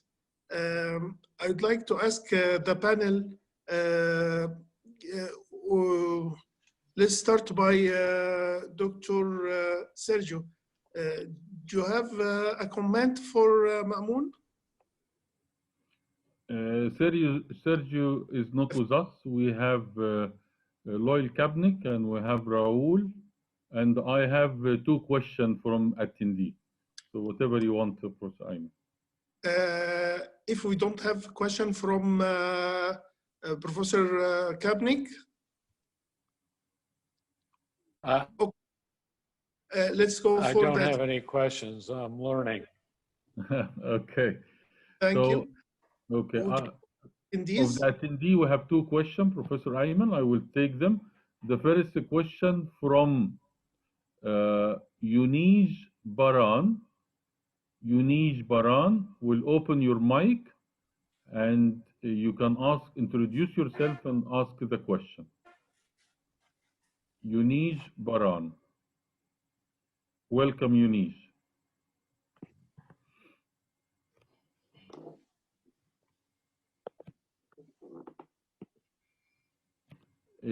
It seems we lost his connection. We can take the other attendee, which is Ghazi Al-Nabulsi. We open you, Professor Ghazi Al-Nabulsi. You can ask your question. Good afternoon. I want to thank all of you and Dr. Mamoun. Actually, I have 2 questions for Dr. Mamoun. First of them, about carotid body tumors. Do you check for metastasis before you start the surgery? Second question for you, for visual tumors, what's the indication for resection? Thank you. Okay, thank you very much, Ghazi. I did not get the second one. For which tumors? For visual tumors. Or vagal tumors, yeah. Yeah. So thank you very much for the nice question, Dr. Ghazi. Regarding the first one, malignancy with the carotid body tumor, as you know, carotid body tumors or paragangliomas are mainly benign. They can turn malignant. Some literature quotes the number 10%. It's probably less than that, somewhere between 5 and 10%. However, malignancy, to diagnose malignancy, have been difficult in the past, because you can only do it through invasion into the lymph nodes or the behavior of malignancy. They do not usually metastasize until very late. They do compress adjacent structures, and they can even grow very fast suddenly to compress even the trachea. So they cause more symptoms than the usual painless pathology of the benign tumor. Isotope scanning and PET scanning recently has been very helpful, because it can give you an indication of the malignancy potential, histological invasion into adjacent lymph nodes, and that's why you always have to take the lymph nodes if you see them intraoperatively to be enlarged. The malignant tumors, unfortunately, tend to have very bad results because there isn't much therapy for them. Even radiation therapy, which is used as a palliative technique in some cases, is not that effective. Regarding vagal tumors, out of our series, I probably didn't go into much detail of that. We had 8 glomus vagalis, and they're very interesting tumors to operate upon. In many of them, you have to go distally with a dissection to get the control, and in some of them you can lose the vagus in part or total. The problematic ones is when you get bilateral glomus vagale, and that's quite a problem, because the potential for complications is even higher. We tried in our cases, in most of them, to preserve the vagus successfully, with some temporary compromised function, but in 2 cases we couldn't. So they tend to be a bit more difficult, and if they're very high, it's not a bad idea to get a neurosurgeon on board, just in case you get to go higher to the base of the skull. Again, thank you, Ma'moon. We have increasing the attendees. Now we have more than 600 all over all platforms, either through Zoom or SIGVARIS page, Facebook SIGVARIS page. Thank you all. Please, can you keep on, Dr. Ma'moon? Sure. So I'll resume the share, which brings us to the second group of these interesting tumors or malignancy that invade into major vessels, and that's the germinal retroperitoneal tumors. Most of these tumors are metastatic from gonadal tumors. They usually present late due to organ compression and vascular involvement. They include the seminomas, teratoma, and embryonic carcinomas. One of the first cases that got me interested into vascular oncosurgery is this case. This is one of our cases. It's a young man, a university student, who came in with a sort of a belly which looked like a 9-month pregnant lady. He had a massive retroperitoneal germinal tumor. He had a seminoma operated a couple of years earlier, and he was refused surgery because, as you can see, most of the major vessels are involved in this tumor, including the SMA and the celiac. His symptoms were bad enough that he's sort of vomiting all the time, and he's sort of withering away. He was a big man and just reduced in weight. So it was to start with, to be honest, wasn't sure how curative we're going to be, but I was definitely keen to reduce his symptoms. So we went in with a sort of a Mercedes type incision, and we couldn't get the tumor in whole following the dissection of the major vessels. We did get it in 2 portions, however, and he done very well with it. He had a minor recurrence 3 years on, which was also removed, and he's done very well indeed. And that's the good thing about these tumors. They're anatomical, they're compressive, they need the aggressive effort to remove them, but once you do, you've done the patient a great service. I do not believe any patient should be refused surgery for the complexity of the surgery or the risk of it, because they have no other option. Retroperitoneal tumors, primary retroperitoneal tumors, especially sarcomas, are another group which falls into that category. Although they represent 0.3 to 0.8% of all neoplasias, and they're mostly mesenchymal in origin, they do happen in a younger age group. They tend to present very late, and when they do present, you know, they're causing a lot of problems. They are a critical subset of tumors because you need to get the whole tumor with the invaded viscera or organs without rupture of the tumor intra-abdominally, otherwise it will seed and metastasize. And I'll take you through a couple of those. This is one of the cases we had a few years ago where it was compressing the aorta, the renal vessels, the kidney on one side, and although it was an incidental finding, but the size of the tumor was quite advanced. This is another view of the tumor, and you can see how the whole side of the aorta is pushed to one side and it's invaded on whole one side.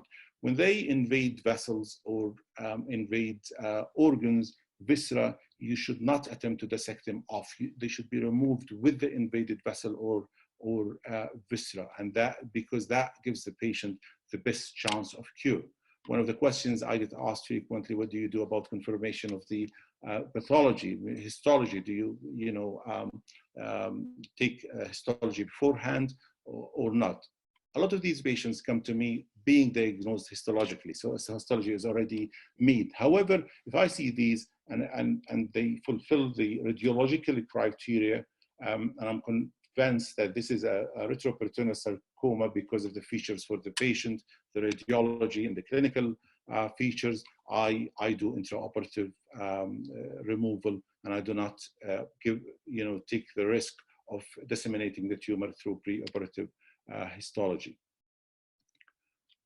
This tumor was removed, in whole, with the aorta segment that was invaded as part of the tumor as well, part of the colon and one kidney, and the aorta was totally replaced. We also covered the aorta. Usually in these patients, when you replace it, I use the PTFE and cover it with the visceral peritoneum for protection and reducing the risk of subsequent infection. Some of these cases, it will be the IVC, and I'll do exactly the same with IVC replacement.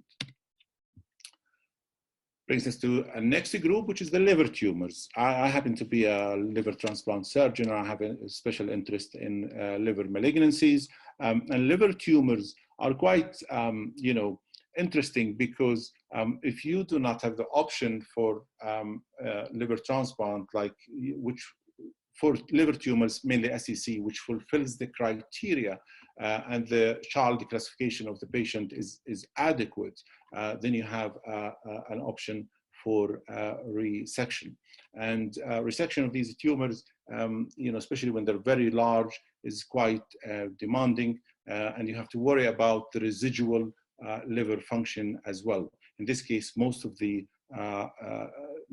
the liver was taken by the lesion, and we do a pre-maneuver of embolization of the affected part of the portal vein, so that the other part of the liver, the normal liver, will hypertrophy, and then we can do the resection, and that's what we've done in this case. And you can see the embolizing material everywhere in the embolized part, so we can preserve part of the liver. The right lobe of the liver is all embolized. The left lobe is hypertrophied enough to give liver function post resection.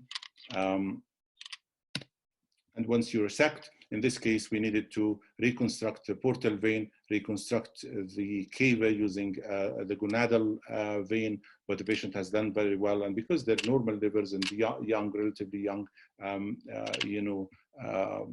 they do very well. This is a fibrolamillar type of tumor histologically.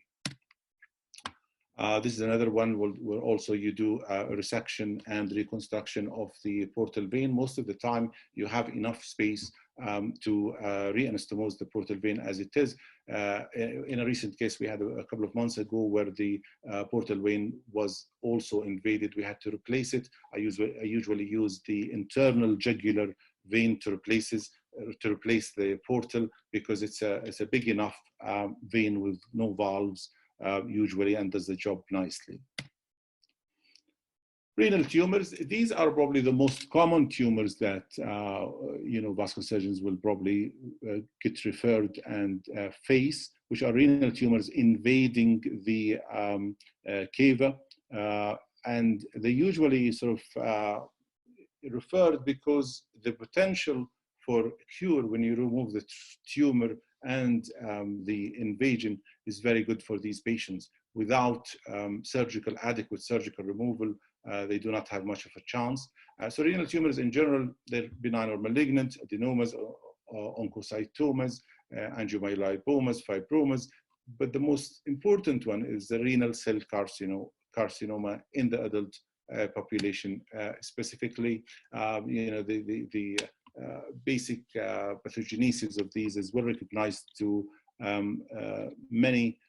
If usually they happen in the 5th decade, most of these patients are usually healthy, young, and if you give them good surgery, you remove the tumor, they do have much better prognosis. The only requirement I always ask is the absence of metastasis. So if there are mets anywhere, we do not operate. But if, regardless of the invasion, even if it reaches the atrium, and we've done that, it doesn't matter as long as there is no metastasis. This is one such case where there's a very large renal tumor, RCC, and invading the cava intrahepatic, and it's going, all the way to the diaphragm.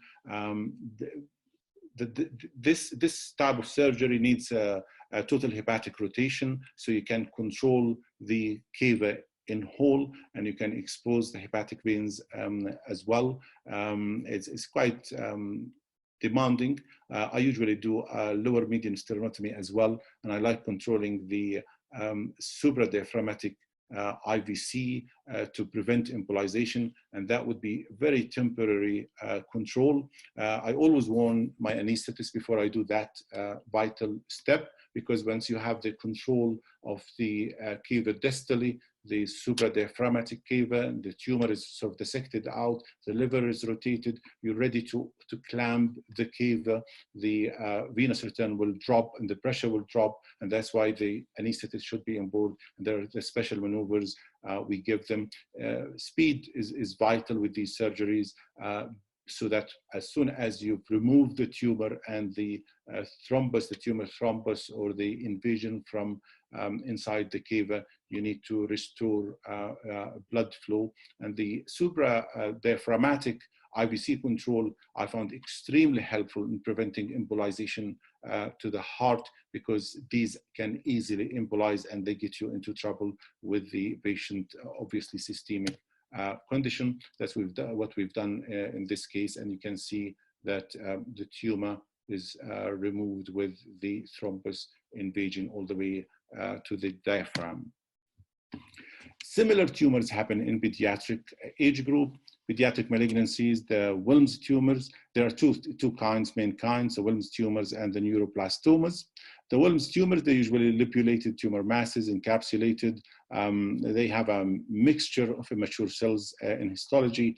The good thing about these tumors is the massive impact you will have on the child's life when you do the procedure, which is a combined chemotherapy and surgery, and you give the chemotherapy before to reduce this, try to shrink the tumor as much as you can. The 5-year survival will be about 90%, and the younger the child, the better to do the surgery. They do get better results when they're less than 2 years old. A similar tumor is also the neuroblastoma. This is one of these tumors. I also use the median sternotomy and the Mercedes type incision for these for maximal exposure. You cannot compromise exposure in these patients. You have to be very comfy with your procedure. Liver mobilization is complete.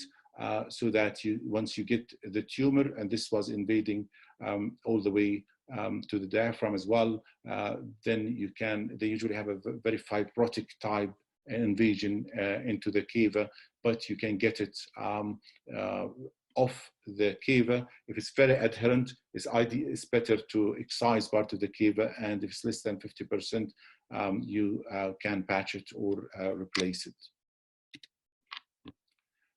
Another group is the adrenal and extra-adrenal tumors. These are usually very difficult because of their location. This is one of these tumors where it was located right at the confluence of the renal artery, the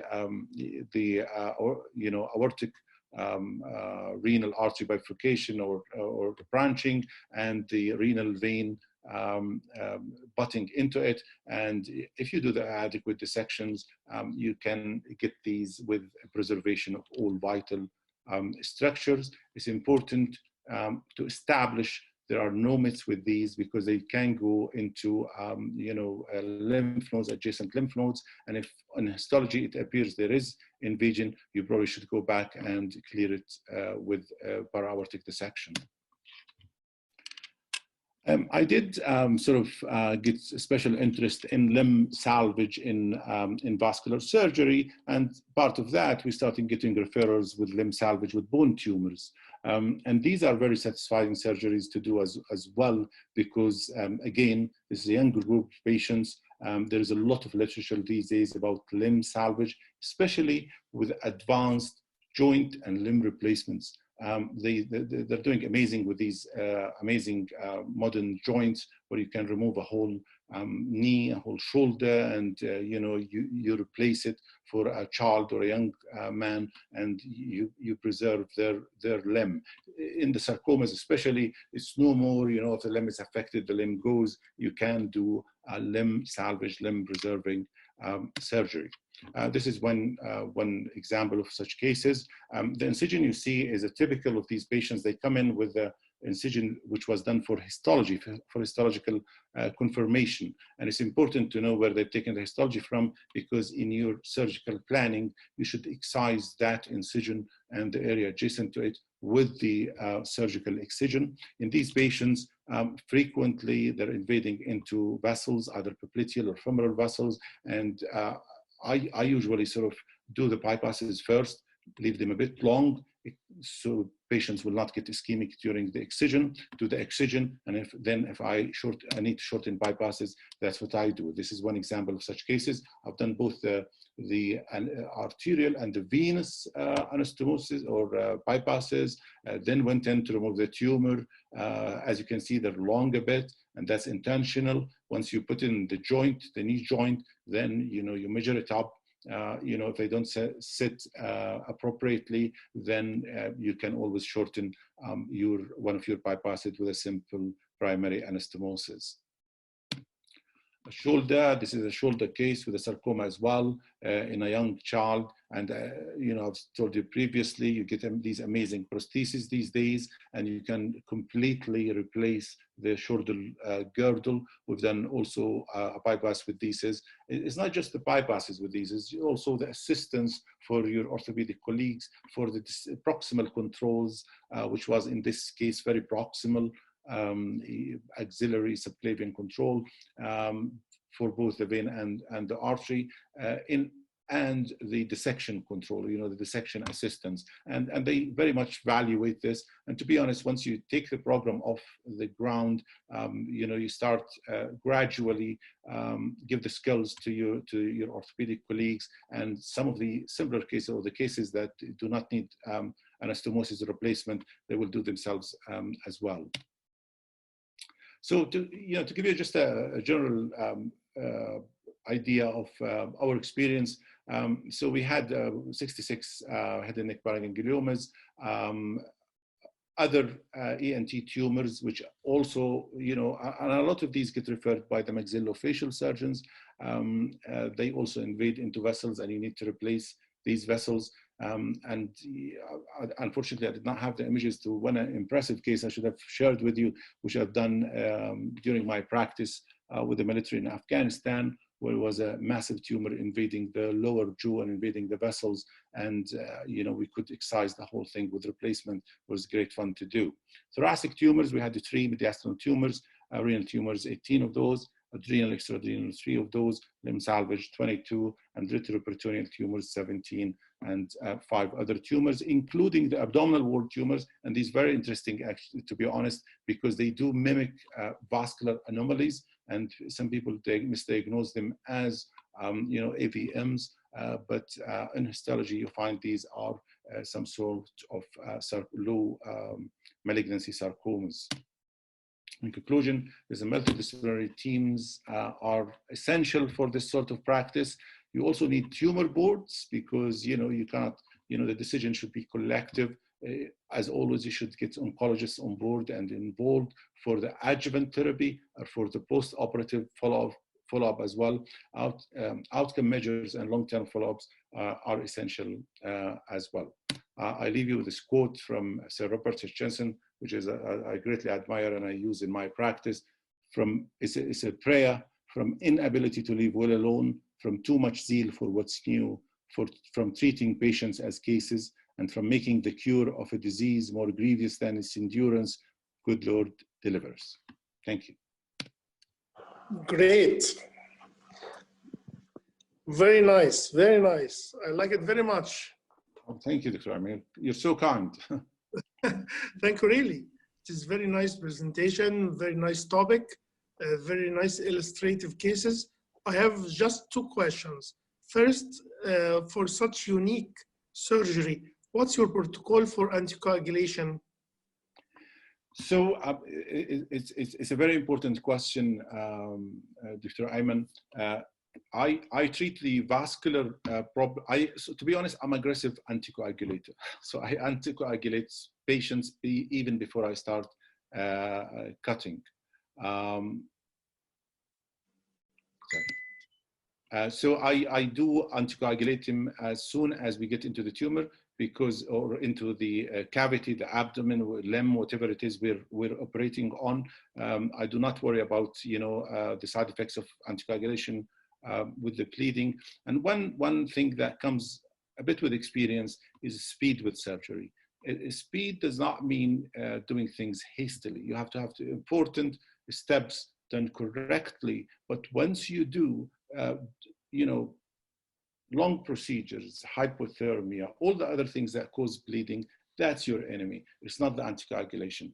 Anticoagulation is very important, and what's important also, I emphasize, is anticoagulation post-operatively. So you keep these patients, because these are malignancy patients, so you keep them on full anticoagulation while in hospital and on prophylactic anticoagulation while at home, at least for 6 weeks. And I can never forget one patient that unfortunately we lost on the day he was discharged because of a PE, because he wasn't taking, we thought he was, he was given the appropriate anticoagulation and he apparently wasn't taking it.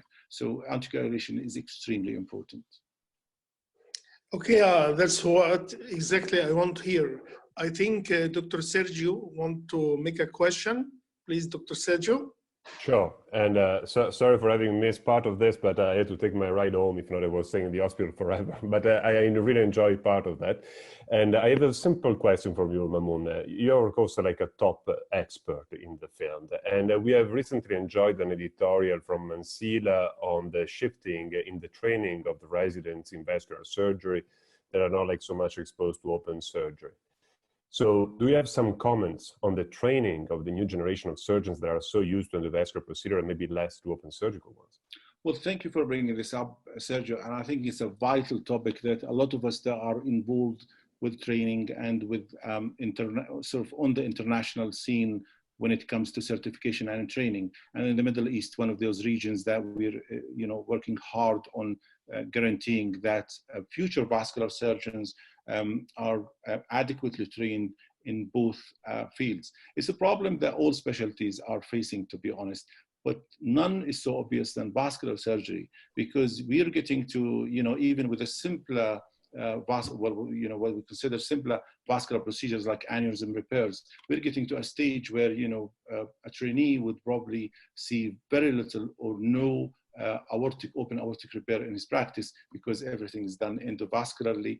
When it comes to this sort of surgery, I cannot emphasize enough that our trainees should be involved with large surgeries, or sort of meaning large, being aggressive, where they go into all parts of the body, because when they're asked for their expertise to save a life or to rescue a colleague from bleeding somewhere, they should be able to do it regardless of the anatomical area. How do we achieve that? It's open to question and debate, to be honest, Sergio, and I think international consensus should come into the certification of surgeons before we let them loose, with the practice, what sort of skills they should have when it comes to operating open operation. We've done some work with simulation and training surgeons on the virtual world.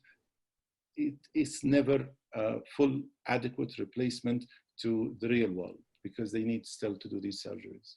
And do you think, Arun, that it would be possible to create a sort of certified centers where residents can be sent, so that you maybe set out some parameters of a certified centers for receiving this? Absolutely, I couldn't agree more, especially now that we all come to the realization of the agreement that certain procedures should be done in high volume centers.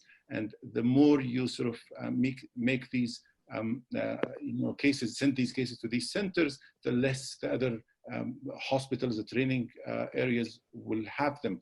International cooperation, I think, is vital, to be honest. And we're looking a while ago with an international program. I've been lucky throughout my practice that I've practiced vascular surgery and transplants in 5 out of the 6 continents. So I've worked in many countries, Canada, New Zealand, England, etc.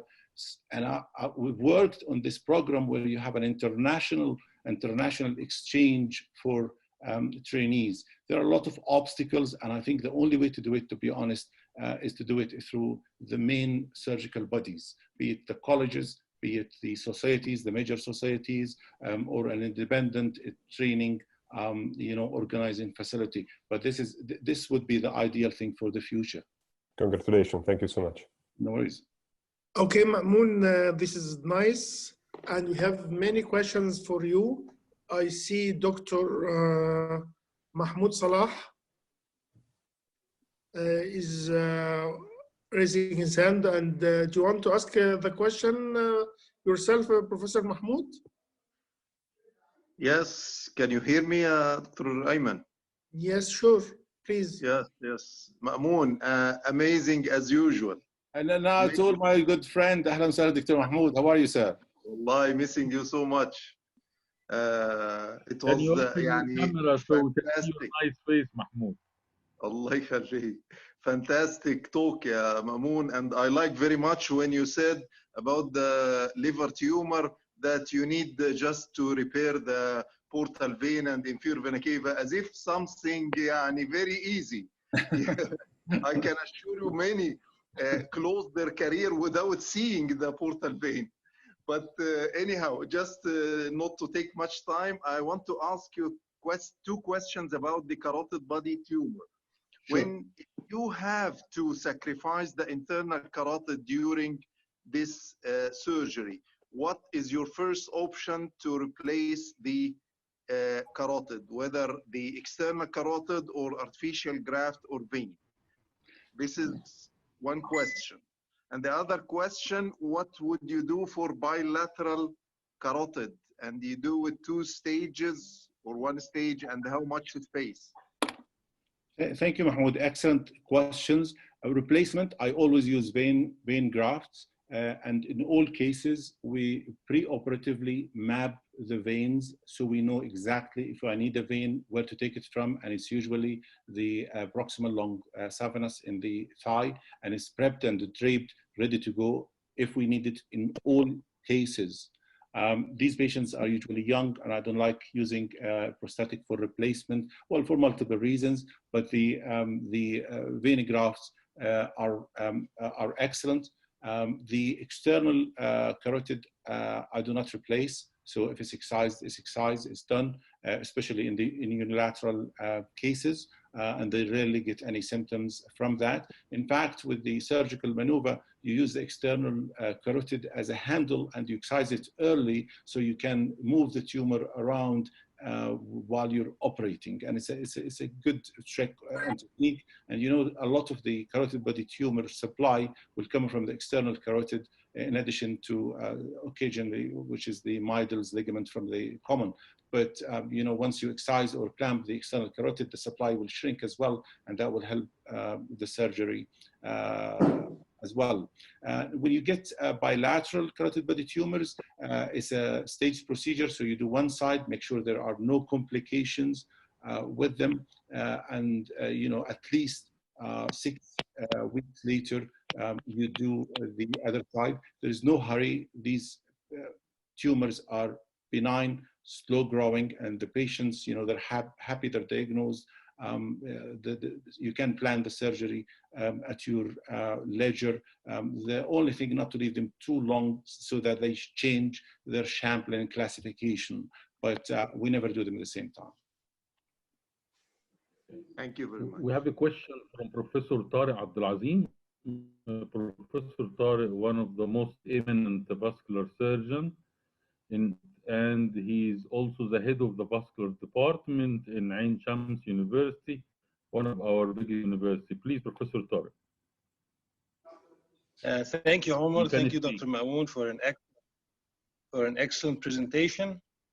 I just have a comment and the question. The comment is, I fully agree with your policy regarding preoperative embolization for carotid body tumors. We have not found that to be helpful at all, like you mentioned, and it doesn't really seem to decrease the vascularity of the tumor intraoperative, plus the fact that it does, as you have clearly mentioned, have its own share of complications. So I agree fully with you regarding this point. My question is about renal cell carcinoma patients that have extension up through the IVC and into the right atrium. What's your sequence for dealing with these patients? Do you open the chest first and have the cardiac surgeons put the patient on bypass first and then do the abdominal part? Or do you start with the abdominal part with some risk of something embolizing upstairs? Thank you. Thank you, Tariq. That's a great question. Now, we had a couple of cases with right atrial invasion, and we've used 2 methods with them. One with complete cardiac arrest, hypothermic arrest. Obviously, a cardiac surgeon colleague on board with that. And what we've done, we've opened the abdomen, done the initial dissection of the tumor. So when you're ready for the excision, you're ready to go, and it doesn't take much time, because that's where most of the time it's going to happen. Is the hepatic rotation, is the obtaining controls of the vessels, is rotation of the tumor itself. So when you're ready to go, you open the chest, go on to hypothermic arrest, and then you can open the atrium, extract it, and do. To be honest, I did not like that at all. The surgery in that case did not go that well, not because of the surgery itself, because of the post-operative coagulopathic complications. And although our arrest time was very short, they did get into massive coagulopathy. The other one is we've used a different maneuver, which is keeping them sort of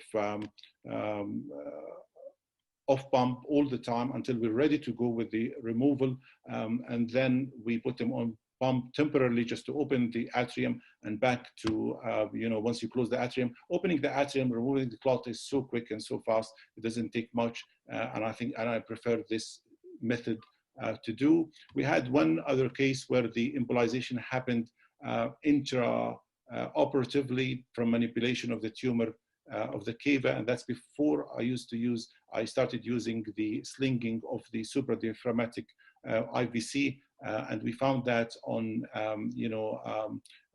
doing the echo, the transesophageal echo, then we had to go and pump and open the atrium and remove the tumor. So that would be the appropriate technique, in my opinion.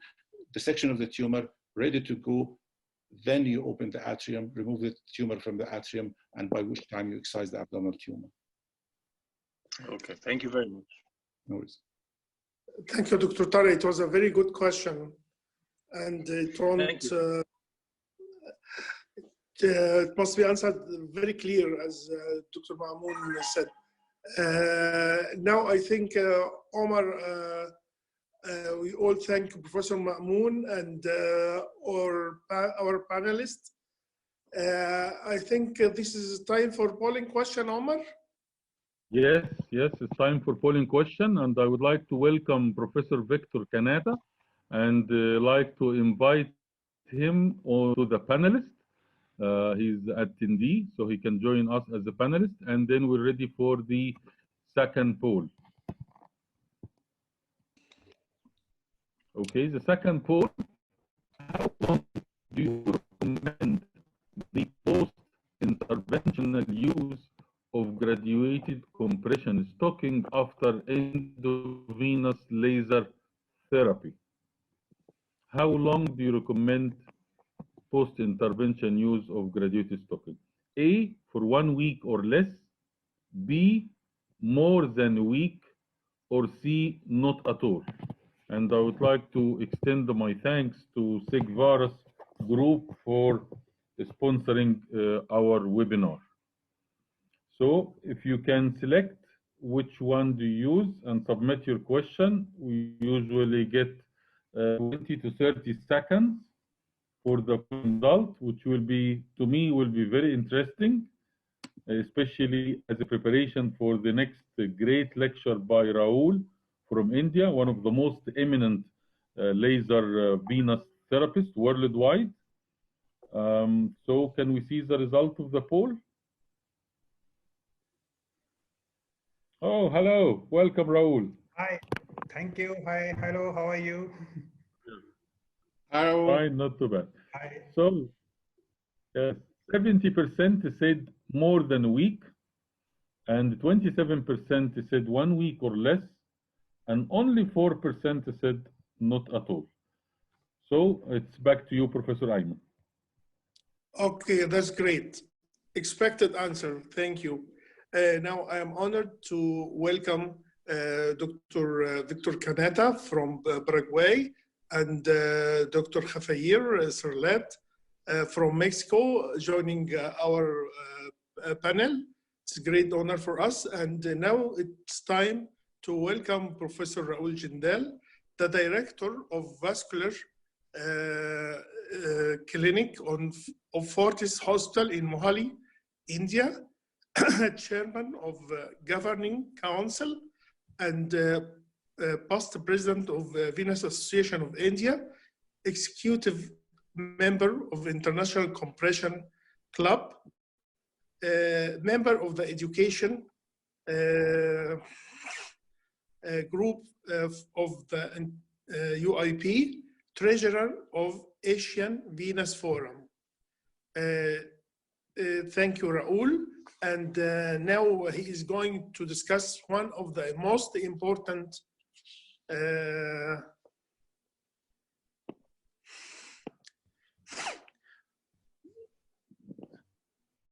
hello, Raul.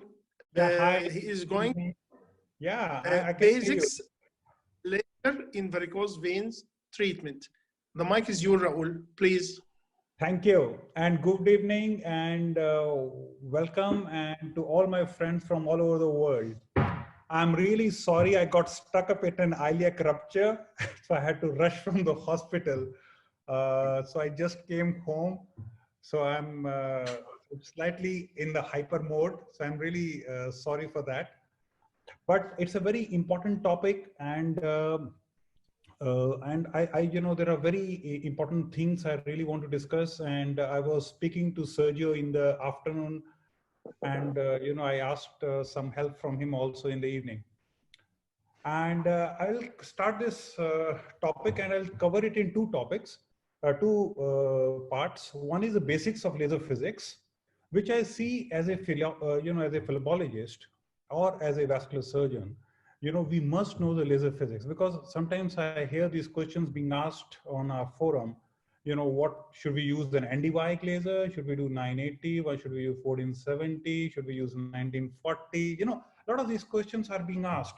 But, we must understand really the basics. Then you will be able to answer all these questions in one go. So that's why please don't get, bored with the physics, but it's very important. I have tried to make it very simple. You'll be very surprised to know that laser started in Egypt. So Egyptians were one of the first guys, which has been reported that they used the lasers, and there has been used in the treatment of vitiligo. After that, there have been a lot of people who have been trying to use the laser in different indications. So what is laser? Laser stands for light amplification by stimulated emission of radiation. So how is it different from the normal light? You see, if you look into the laser, I put in some diagrams. On the left side, you'll see it's monochromatic. What that means is, so as you know, each light goes through the prism, makes a rainbow. So it has only one color. Second is, it's unidirectional. So it will go only in one direction. So it will not like a light bulb or the tube, which here the light goes all around. And second is collimated, means all the beam will be parallel. It will not be non-collimated. So it will not be go like this, it will be all parallel together. So this is a very important difference between laser and other lights. So important to understand is, how does the laser get generated? Because we hear ND-Wig laser, KTP laser, all those lasers. But what's the difference? So laser is, on the top, if you can see this diagram, so there is a high voltage source outside the tube. So high voltage source could be anything. It could be a chemical, it could be a diode, it could be another laser, and it could be anything which will excite the atoms which are present inside this gas discharging tube. So now this tube can contain anything. What we call is an active medium. So if you have a solid crystals, it's called as a solid laser. You could have a liquid like dye, what we call dye laser. You could have a gas inside this, like a CO2, helium, neon. Then you will say CO2 laser, helium laser, neon laser. You could have an ND-Wig. ND-Wig has two components. One is solid component and one is a liquid component. So combination of solid and liquid, then we call it an ND-Wig laser. You could have a diode. What we see, a diode laser, 8110, 980, 1074. So all these things all depends upon what sort of an active medium you use in the tube. All these active medium can be excited by an external source. So once the atom gets excited, all the electrons will go on the top, they will be excited. And once they come back to a normal stage, they release what we call as photons. It's a very simple thing. So they will release an energy. So when they release the photons, they have to strike somewhere. So in this tube, we have got one side, a complete reflector.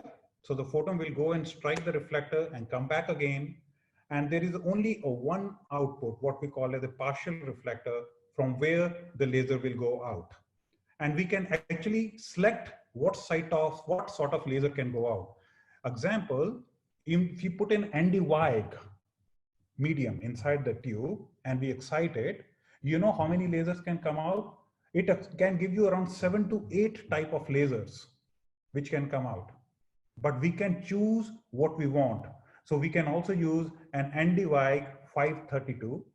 We can use an ND-Wig 1064. So if we can choose what sort of wavelength we want the laser fiber to come out. So there is a technique to do that. So this is how we produce the laser. So, very basic thing to understand. So this is, I've just explained, once your excitation of the atoms is there, so they all get reflected in between each other, and then they come out from one hole, a laser is taken out. Now, once you understand this, then once the laser comes out, it interacts with the tissues in different ways. So basically 4 different ways. One is it can reflect. Second, it can scatter. Third is it can transmit through the tissues. and fourth is the absorption. And for us, the two important things is the transmission and the absorption, which is very, very important. By which all these four methods, it will cause you either a thermal reaction, it will cause you a chemical reaction, or it will mechanically damage the tissues. So all these things, we take the benefit out of it. Now, chromophore is very important to understand. You know, all these company guys, they keep on telling you, now 1470 is coming up, now 1940 is coming up, because it gets better absorbed by the water. So there are basically four chromophores by which all near laser works. One is the melanin, hemoglobin, water, and the tattoo inks. So we play around with these four chromophores. So you have to understand, it's very straightforward, simple thing. So when we look into the laser types where tissue affects, so it could be an ablative and non-ablative. So it's very self-explanatory. If you are ablative, it's very strong, like a CO2 laser, and it will just take the tissue off. Non-ablative lasers are very soft. So they will heat the skin, but they will not damage the tissue. Now, this is a very important spectrum to understand. You know visible light, and you know the mnemonic VIBGYOR means all the visible light spectrum. So that varies from 400 to 700 nanometers, so which is there in the center. So on one spectrum, on the left side, we got VIBGYOR. V means violet color. So anything below this will be an ultraviolet. So below it, ultraviolet. And below that will be an X-rays, gamma rays, and cosmic rays. And ultraviolet rays are further divided into ultraviolet ray A, B, and C. And these are shorter wavelengths. But when we go to the right of the red, right of the visible spectrum of the red, is called an infrared because it's below the red. So it's called an infrared. So when we call near infrared, middle infrared, and far infrared rays. And below that, we get microwaves, radar, radio waves, and all. So this is very important to understand this. So when we talk about 810 nanometer, the first laser, what we use in the practice, that falls near infrared. As you can understand, it's an 810 nanometer. So it's a near infrared rays, which we generate. When we talk about 980 nanometer, which we use the second laser, so we call about near infrared. Then we go to 1074 NDY, which we use for cosmetic lasers, for the Clark's technique. So that goes also the infrared. Then we go to 1470, which we use the laser in the varicose veins. That falls into the far infrared. So that's how the spectrum works. So if you look into this spectrum, so it's a very, very important slide. So you look into this, in the visible light, you got a lot of lasers which are there. Argon, Andewijk 532, dye lasers, alexandrite, ruby, all those lasers. These lasers, they all are very superficial lasers. So they don't penetrate deep. The reason is because they got a shorter wavelengths. So in the visible spectrum, all these lasers, they have got shorter wavelengths, so they cannot penetrate deep. The higher the wavelengths you go into the infrared spectrum, you can see Andewijk 1064, Andewijk holmium laser 2140, erbium laser, erbium WAG 2900, CO2 laser, which is the biggest, 10,000 nanometer. So the depth of penetration increases as the wavelength increases. So that's very important. So that's why people ask, why don't we use KTP laser or the dyed laser for Clark's procedure? You cannot, because the vessels are deeper. So you need to use a longer wavelength laser. There are other reasons for that also. I'll come to that. Now, this is a very important spectrum to understand. Look into this. You got in the visible spectrum, 400 to 700 nanometers, you got maximum absorption of HBO2 and melanin. So where is the water? It's not there. Okay. So if you are working on this spectrum, there is no water absorption by any lasers. Now look into this. It's very important to understand this. Look into that, the black line, that's a melanin line. So as the wavelength goes up, the melanin absorption goes down. Hemoglobin absorption goes down. And look at where does the water absorption starts? After 900 nanometers. So we used to use 810. That was the first dyed laser which we used to use, and still it used to work. it used to have 94 to 97% occlusion rates.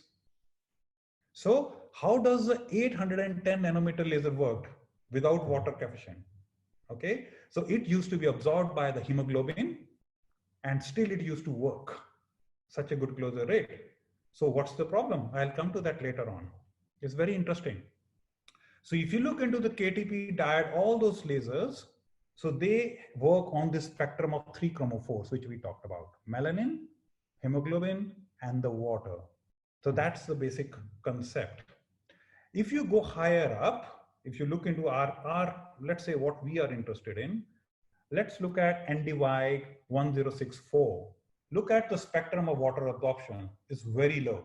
The water absorption is just started, but we still use NDY for the cosmetic reasons, because we want the maximum absorption into the hemoglobin molecule, not into the water.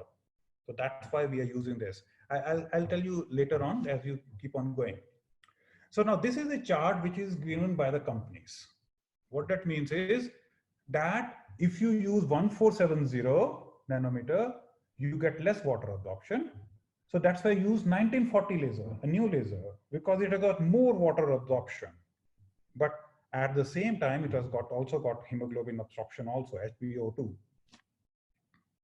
So this was another chart which was given that if you use 1470 as compared to 1940, 1940 get 4 times more water absorption of the laser. So that's why we should use 1940 instead of 1470. So this is how we make the NDY laser. You know, this is a lasing tube inside, and we put in the solid component called yttrium, aluminum, and garnet, and we combine it with a chemical agent called neodymium, and we activate it through any route. You know, as I told you, you can use anything, and then you can get various types of laser out of it, and then you can select what sort of laser you want for your machine, so for the treatment. So there are machines by which you can modify this, the same component, and you can get 1064 also, and you can also get 940 nanometer laser from the same machine. Now coming to NDY, why I'm talking about NDY is because we use it for the Clark's procedure. So I'm covering the superficial and the deep veins both together. So it uses a lower power, offers high gain, it has got good thermal properties, good mechanical properties, and efficacy of is very high as compared to ruby laser. Remind you, ruby laser was a very strong laser in the visible spectrum, somewhere around 500 to 600, and it's very strong, but it's very superficial. Coming to the basic terminology. Now these 5 words we have to know, and that's why it gets confusing, but they are very simple. So wavelengths we have already learned, you know, we have already covered it and how it works, but we'll learn slightly more about it. Then the fluency is the energy, then the pulse width, thermal relaxation time, and pulse repetition time. And all these 5 components are very important if you want to treat these patients. I'll go one by one. Coming to the wavelengths, if you have a shorter wavelengths, like in the visible spectrum, it has got less depth, and photons carry a lot of energy. So that's why if you use a visible spectrum lasers, there is a very high chance that you will burn the skin. If you have a longer wavelengths, it penetrates deep into the tissues, and photons carry a smaller proportion of energy. The chances of complications are much lesser. Now this is how it works like. So if you look into totally the center, our area of interest, NDY 1064, it goes very deep and it can reach into the reticular veins area, and it can reach into the, you know, the dermis area, and can treat all that telangiectasias which we require it to be treated. Similarly, if you look into this, the depth of penetration increases as the wavelength increases. Coming to the fluency.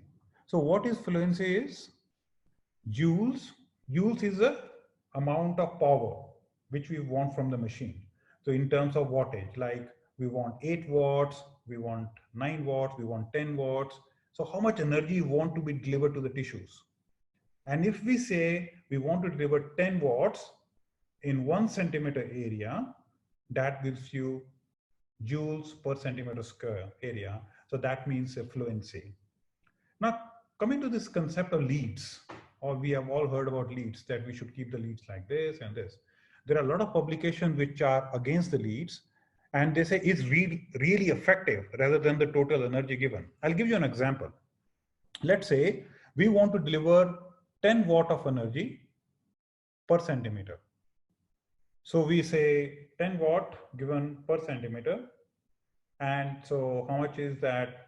Fluency is 10 into 1, 10, 100. And so let's say we give the same amount of energy. We want to give 10 joules. So I just decrease the amount of energy to 0.1 watt and give it at 0.01 millimeter distance. In the time will be more, the energy I have reduced, the distance is the same, but it will not produce the same effects. So if I calculate the lead will be the same in both the categories, but the total energy delivered will be the same. So leads will be the same, but I will not get, if I burn the vein at such a small energy in the whole in that whole centimeter area, the vein will not get closed. So that's the drawback of the leads. So people who are against the leads, so they put in this justification. Coming to the pulse, is in that particular time, in that laser beam, when it fires, and how much pulses you want to give. If you want to give the pulse in milliseconds, you want to give in nanoseconds, or you want to give in picoseconds. The difference between this is, if you want to give the energy just like that, it becomes a picoseconds. I'll just explain that. Coming to the pulse duration, so the amount of time you want to deliver the laser energy to a particular point is called pulse duration. And this is very important because you can have a smaller pulse width and a larger pulse width. So why it's important is, this is because of this. Because you can give, if you have a shorter pulse width or you want a longer pulse width. It's very important because the pulse duration, any laser you want to use, it must be less than the thermal relaxation time. So what is thermal relaxation time is? So let's say I'm giving the laser energy to the skin, and what I want to burn, let's say a small pigment which is there, but I want to give, I cannot give a pulse duration too high, otherwise I will burn the surrounding skin. So I have to give the pulse duration only up to that time, unless that skin which gets heated, it also gets relaxed at the same time. So every molecule, every chromophore has got a different thermal relaxation time. So this is a very important chart to understand this. Leave the melanosomes and the cells, look at the blood vessels where we are interested. So let's see, you are treating a 200 micrometer diameter vessel, telangiectasia. Thermal relaxation time for that is 20 milliseconds. So you need to keep the pulse width on your instrument less than 20 milliseconds. So maybe around 15 milliseconds. If you are treating the diameter 500, the TRT is more. So you have to use a less, you can increase the pulse width a bit more. So you have to keep the pulse width below the TRT time. Next is the spot size. Smaller the spot size, smaller penetration. Larger the spot size, you get more penetration and you can cover a bigger area, so you can treat the treatment faster.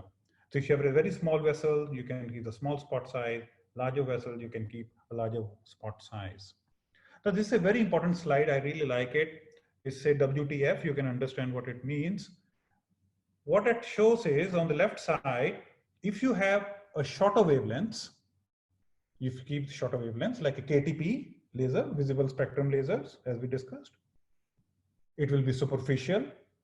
Short pulse width will be superficial. Small spot size will be superficial, and low fluency. Low fluency means less wattage, because you don't want to put in too much energy. Longer wavelength will go deeper. Longer pulse width will go deeper. Larger spot size will go deeper, and higher fluency will go deeper. So this is how we choose. So if you have a superficial lesion, you choose the left side. If you have a deeper lesion, you choose the right side. So achieving the optimum is, you have to select three things importantly. One is the wavelengths, what you want to treat. Second is exposure duration. And third is the fluency, how much energy you want to damage that tissue. Now, this is one of the last slides of this spectrum is, you can have a continuous spectrum of laser. So where the beam is fired continuously. So it really produces very high power. Then you can have a pulsed laser where higher energies are given for a shorter duration pulse. Then another system is in the newer machines is a Q switch. A Q switch is extremely high energies which we use, but for very small pulse. And then we have a Q switch at the picosecond where absolutely shorter pulse durations are used. Now, why I'm telling you here is the Q switch is very important if you want to use it for post-sclerotherapy pigmentation. So you can use this technology because you get this pigmentation there. You can use a picosecond or nanoseconds NDVAG 1064 laser to take these pigments out. Let's say leave this.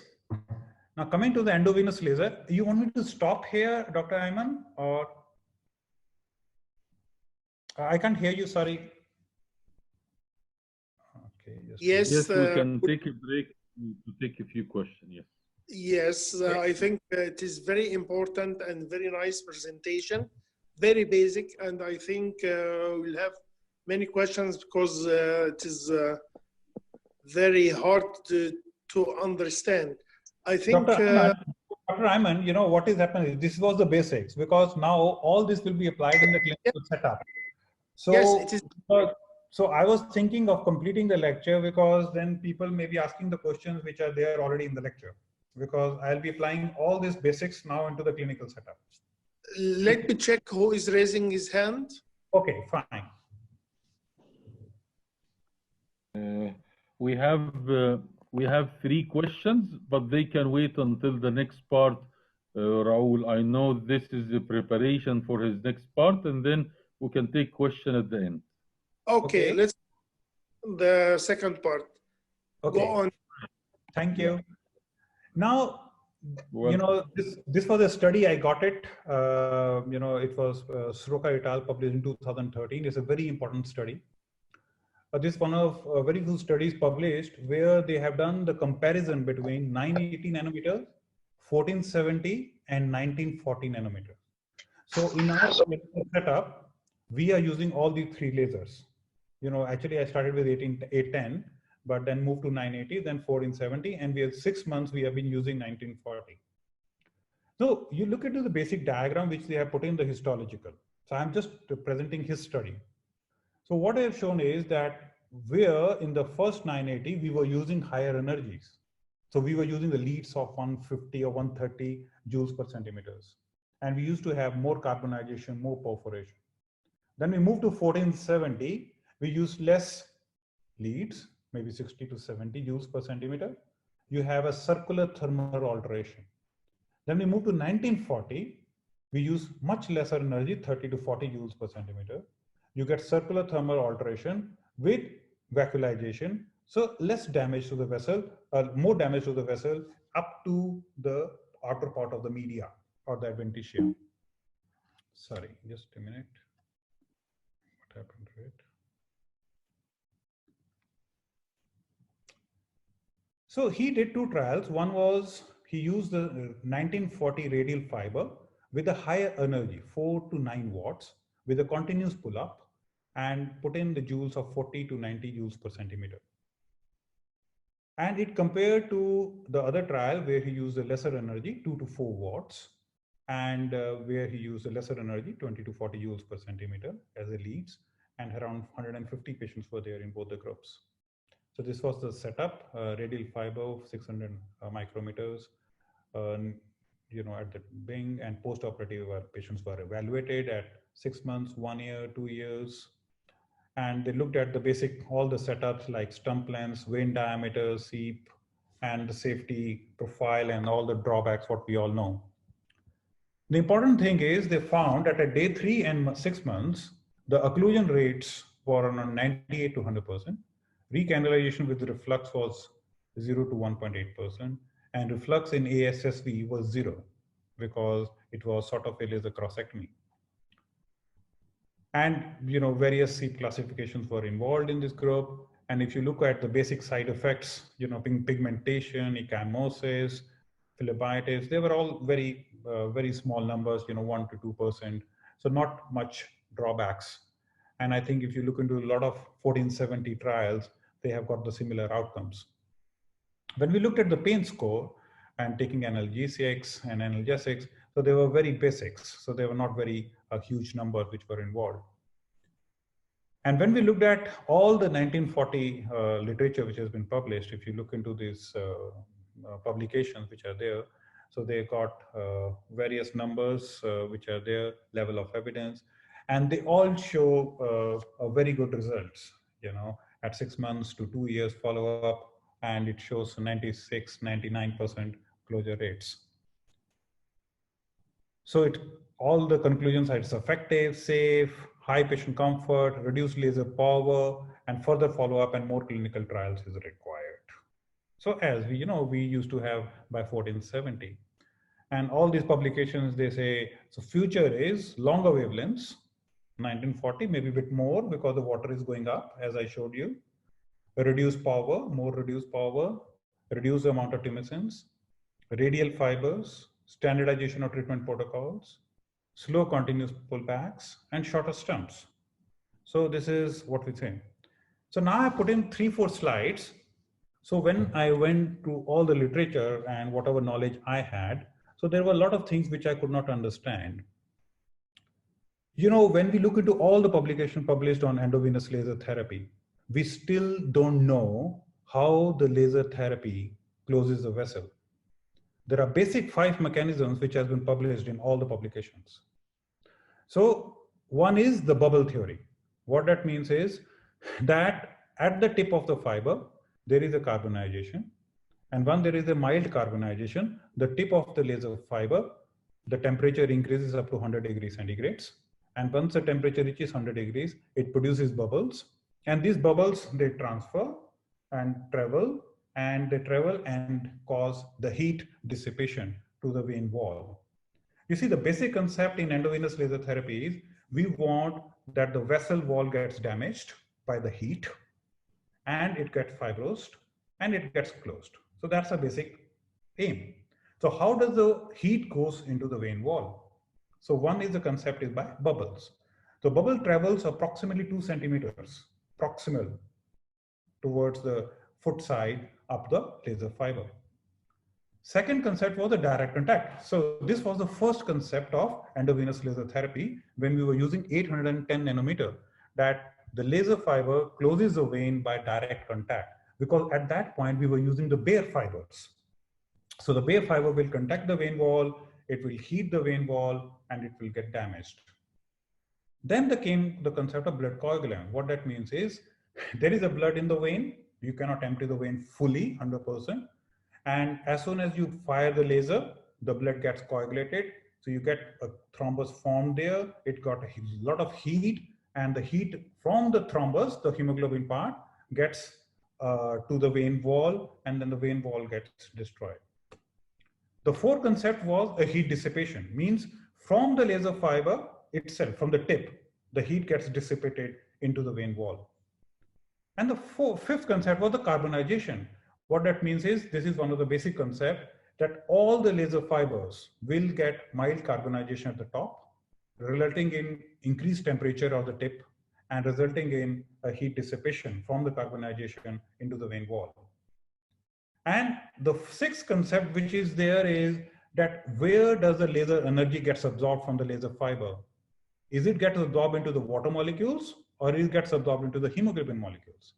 As I told you before, 810 nanometers does not have a water absorptions, so it still blocks. Second, a lot of publications are there that the heat gets, the blood has got more than 60% component as a water. So the most of the heat from the laser energy will get absorbed into the blood rather than the water in the vein wall. So there have been few studies which shows that the laser energy gets absorbed into the water of the vein wall directly. So if you look into a lot of physics, it doesn't make sense. If you look into a lot of publication, it doesn't make sense.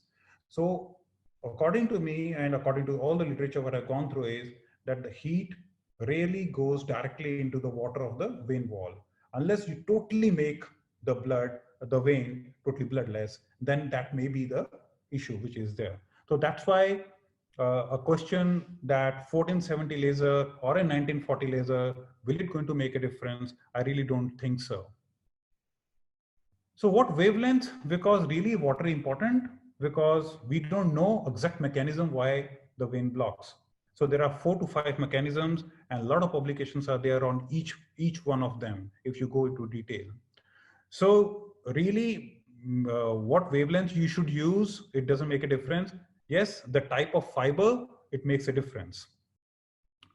Then there is a study published where they showed that the carbonization rate in all the laser fibers. So what that means is, you take up any laser fiber, there will be a small layer of carbonization, which is seen by a microscope on all the laser fiber tips.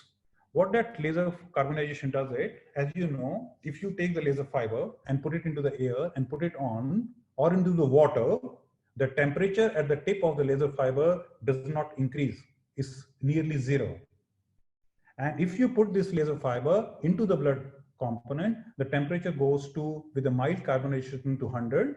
But if you get a proper carbonization at the tip of the laser fiber, the temperature can go up to 1000 to 1200 degrees centigrade. So very high temperature can be there at the tip.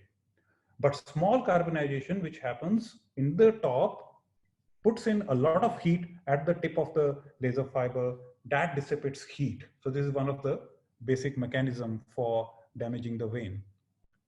Now coming to the fiber types, bare fibers, radial fibers. Yes, as compared to the bare fiber, radial fibers are different, because radial fiber, the heat is dissipated equally all around and in over a period of segment of 1 centimeter. Maybe that's why it gives you a better closure, but we still don't have a theoretical or the full proof about this if you look into the physics. If you look into the superficial lesions, why Nd:VAC? As I told you, it's a stable laser, depth more than other lasers. It targets both hemoglobin, which is present inside, and also target the myoglobin, which is present in the vein wall, and also the water. So why not the other lasers? They're very strong, as I told you. They're very superficial, but they can be used for facial veins. There is a basic difference between facial veins and the varicose veins. If you look into the facial veins, the diameter, if you look into the vein wall, the diameter of that vein wall is not the diameter, I should say, the width of the vein wall is approximately 5 to 10 micrometer. If you look into the varicose veins, it varies from 50 micrometers to 500 to 600 micrometers. So the facial veins are very thin and they're very superficial. So we can use the KTP over there as compared to Nd:VAC. Now this is very important. If you look into this, I don't know if you can see the chart.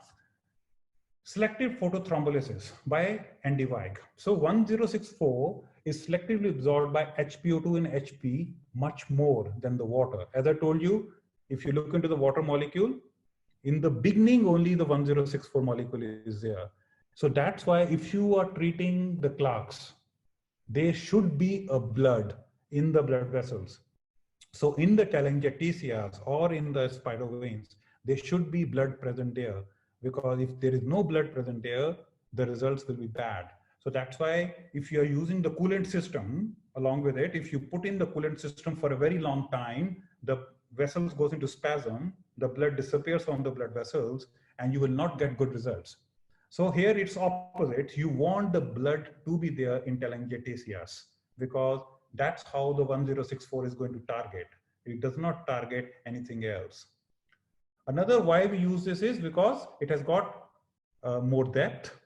And second is it does not get absorbed by the melanin, very low component. So that's why, so you will not get much skin damage, especially, in the type 4, type 5, type 6 darker color people, because they have got a lot of melanin. If you use the previous lasers, early lasers, KTP and all, they can be absorbed mainly by the melanin because of the melanin curve, which we discussed. So at the wavelength of 1064, melanin is a weak chromophore. So we got higher safety margins are there. And that's why we can use a higher energy so that we can damage the blood vessel. So this is, we use an ELMA machine. You can use any machine which is a source for NDY, and you got various tips which are available there. Now that's a very important tip which is there. Mostly, we use either 2 to 6 millimeter tip. And as I told you, 2 millimeter tip means a small diameter tip, and 6 millimeter tip will go deeper. 2 millimeter tip will be on the superficial. And looking into the pulse width and the energy densities, as I told you, fluency means the power, how much power you want to give. So you want to burn more, you give more fluence. Pulse width is, as I told you, depending upon the size of the vessels. So normally, if you look into the telangiectasias and all, so we use around 15 to 45 milliseconds. Normally we use a 6 millimeter tip. And normally in terms of fluency, we can use 30 to 45 or 50 to 60 fluency, depending upon the skin of the person. So that's why this, which we discussed before, thermal relaxation time is very important. So if you have a smaller diameter vessel, then you keep your pulse width smaller. So you keep the pulse width at 12, lesser than the 20 milliseconds. So that's very important. So if you want to keep pulse width of 15, then you can keep up to the diameter of 200 micrometer vessel. But if the vessel is very small, let's say 100 micrometers, so then you cannot use this pulse width of 12. So you need to use a lower pulse width. So this is a very important last slide. As I told you, the spot size is very important depending on the diameter and the depth. So smaller vessels, smaller spot size.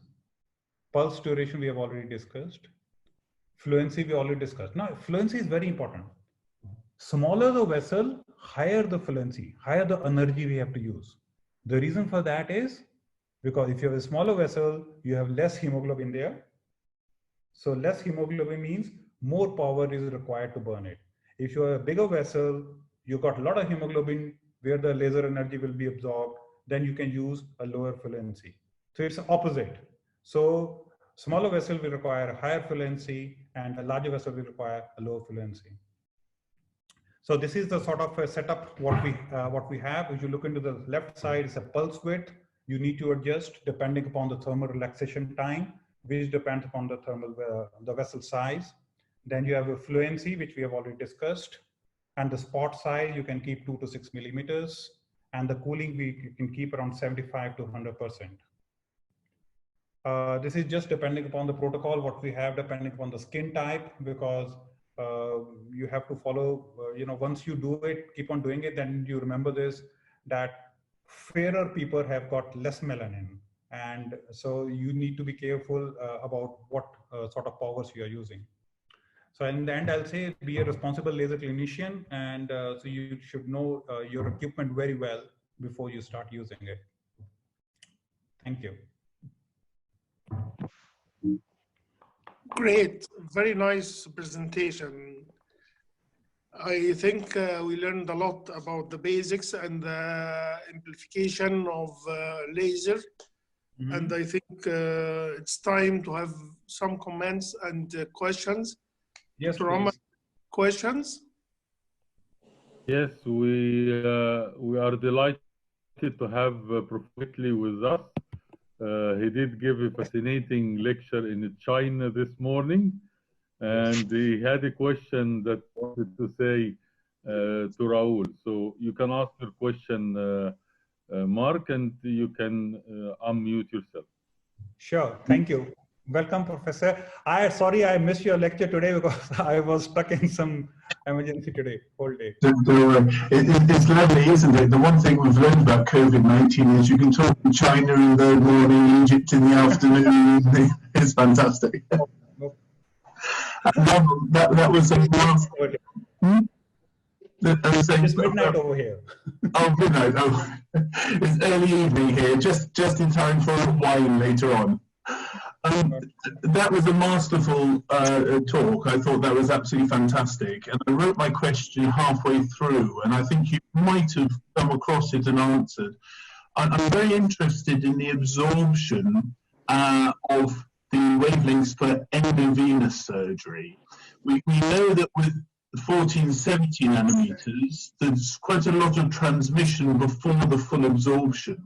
Because if we forget 1940 and we go to the ablative lasers, like the 10600, which is another 10 times further on, you shine that at a surface and ablated, it doesn't even penetrate at all.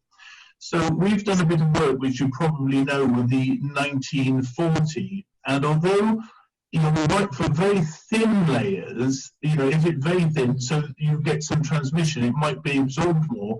When we're talking about veins and we're looking at the heat transference, the amount of energy you put in with 1470 and in 1940 actually is more or less the same.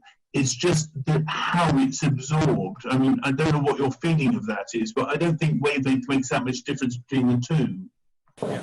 You see, Mark, I've been from last 1 year, because we started using 1940 around 6 months back.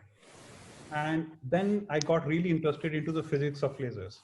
I thought, right, let me get into this. Really, is there a difference? Because, you know, all the book chapters, whatever we read, they put in only very superficial. And from 6 months, I've been just reading and reading about this.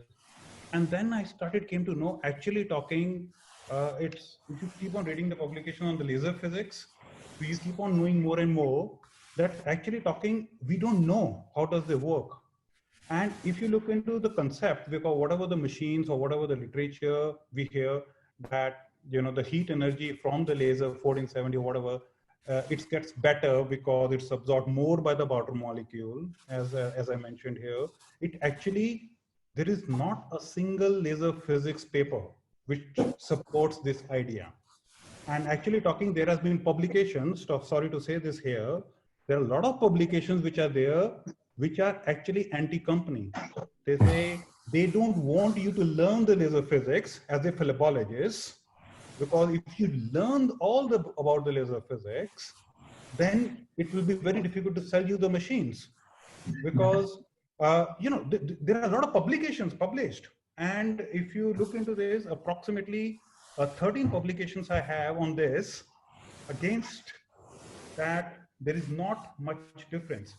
Because that's why I went into the basics of laser physics. Really, how does the laser work? And how exactly it works? Where does the laser energy gets absorbed? And if you look into, there is a guy from Italy who is actually the godfather of laser. If you look into the dermatology, plastic books and all, he is the godfather. And he has written a book on laser. I got that book from there. And he has mentioned everywhere that whatever we know, that the heat energy from there gets first absorbed by the blood in the vessel, not by the water in the vein wall. And because with the various theories and principles, that the nearest to the laser fiber, whatever the things are, first they will absorb the energy, then the heat energy will be absorbed by the other molecules. So there will be some molecule water in the vein wall which will be absorbed. And second is, you know, all the other theories which I mentioned, which are being documented. And another very important point which I came, you know, try to understand was, when we used an 810 nanometer, it used to work.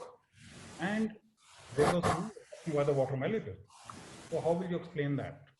You know? I think one of the interesting things, and I totally agree with you, the thing is we don't really know all the chromophores, because in the cell of war, I mean, if you think about the cell, you've got all the lipids, you've got the RNA, the DNA, you've got so many molecules. There's bound to be more than just the chromophores that we look at. All these different molecules that are going to be sitting there inside the cytoplasm. So there are going to be other chromophores which we don't measure very often. So I think we're talking about predominant chromophores. Yeah, but Mark, that's why I put in the chromophores. The basic principles of lasers are, they have to be absorbed by the chromophores, otherwise they will not work. So the fat, you know, because it has to be absorbed by if there is a fat globule, there is a water inside it that absorbs the laser, not the fat. So you have to understand, there are only 4 chromophores. It's a hemoglobin, melanin, water, and the tattoo. So No, those are the four we measure, but that's because what we don't do is we don't actually go back and we don't look at, you know, does DNA absorb, is a DNA chromophore for 8 to 10 nanometer? We don't draw the same curves. We only draw the curves of the molecules that we actually are interested in. But the fact that 8, 10 nanometers works shows that there are other chromophores in somewhere in the vein wall. We know it's not as strong as hemoglobin, but there are some other chromophores in there. And there's lots of different chromophores. It's just which ones we bother to measure and do the curves. Great, this is great. I think you both have a point. Mark, you add a lot by discussing the absorption, which is very important. And you are right, Raul, we have only 4 chromophore. And I think Sergio wants to add something. Sure. Hi. So first of all, I have to say that I had the chance of admiring Raul on the clinical theater. It was amazing. On the stage, he was outstanding. Now he's also a physicist online, so my admiration can't stop, of course.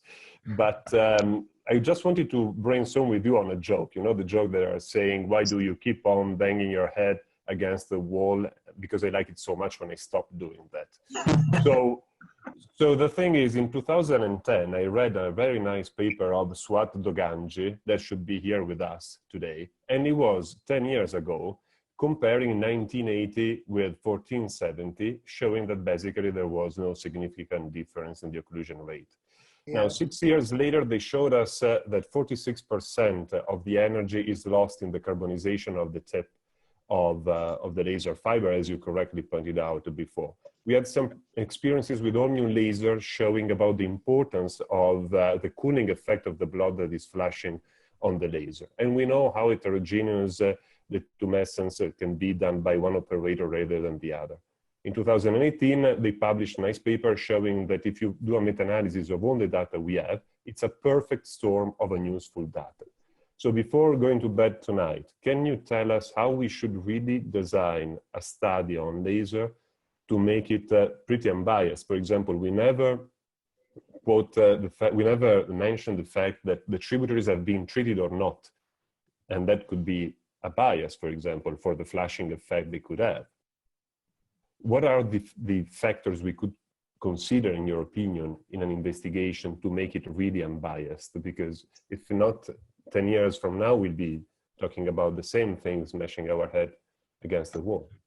I agree with you. You see, what I think, one of the most important things is because we are all running after the wavelengths. And that, you know, it's more absorption, more water, bigger wavelength. And in my clinical practice, we have done like 100 cases. I hardly see a slightly more gentle, I will say 1940 as compared to 1470. But if you don't tell me that this has been done, if I am blinded on an ultrasound and to the patient, I may not be able to tell the difference at all between 1470 and 1940 at all. And so I personally feel one is we should take this factor out of the picture. So one study we should do is comparison of 1470, 1940 in the same group of patients, same level of energy, so that all the factors, all the other factors are taken off. Because if you look into all the comparative studies which has been published, there is a difference in something. In some factor, they have used more long stiffness, they have used ASSV, they have more diameters, more thicker, you know, all the factors are included. So even if we have a smaller number of patients, but if we have the same factors, including, because occlusion of the vessel will depend upon the diameter of the vessel, the vessel wall thickness. It will also depend upon, you know, the patient ferritin level, because it will depend upon, you know, how good the hemoglobin levels are. It will depend upon the color of the skin if we are doing the transdermal, but we are talking endovenous, so it depends upon how much wattage we are using, how much energy we are using in the patient, what wavelength we are using. So if we have only the same factor, so if you just have one wavelength factor difference, and we do one study, and if we can show that there is no difference, at least one thing is out. And then I think we should work on how we can increase the delivery of energy from the laser fiber to the vein wall. So there should be an experimental studies on the animals or on the veins where we can see how we can increase the delivery of energy from the laser catheter up to the vein wall media. So we want to damage the media of we want to damage the collagen basically. So how we can increase that. So I think all the studies should be pointed out that, because if we can find a way by which we can deliver more energy there into the vein wall, we'll be winning the situation. You know, it doesn't depend upon what wavelength we are using or what we are using. I think. Sure. If I can just ask a second thing, since we have also Mark Whiteley, that is a huge expert on this, how much does it matter the thickness, of course, of the wall in the different effects, particularly if you're talking about the small saphenous vein? Because if you look at the Cochrane, we have now data showing that we could just say at 1 year follow-up better performance of lasers over surgery. But if we translate this into the small saphenous vein, do you have, you and Raul, some suggestions for us if, for example, lowering the lead with 1940 could be potentially less dangerous because we are delivering less lead in that case, or not for the small saphenous vein? Do you want to speak, Raul, first? It's a difficult question. You know, if you look into this, I feel, yes, why we feel, if you look into the histological study published by this gentleman, I feel 1940, we use less energy. And how if you look into the laser physics, I still can't understand how lesser energy will cause you better heat delivery to the vein wall. This I still cannot understand. But we think that if we are able to close the vein with a lesser energy, then there is less perivenous damage, and then there is less nerve damage. Then there may be an reason that we may have less nerve damage with 1940 as compared to 1470. This is all theoretical, I'm thinking. But said that, we have been using 1470 from 8-9 years in short saphenous vein also. So I remember only we had one single case of mild paresthesia for 2 weeks. And so, I really don't know. We can speak to the high volume centers, how many cases of short saphenous vein laser ablation paresthesias they had. Thank you so much.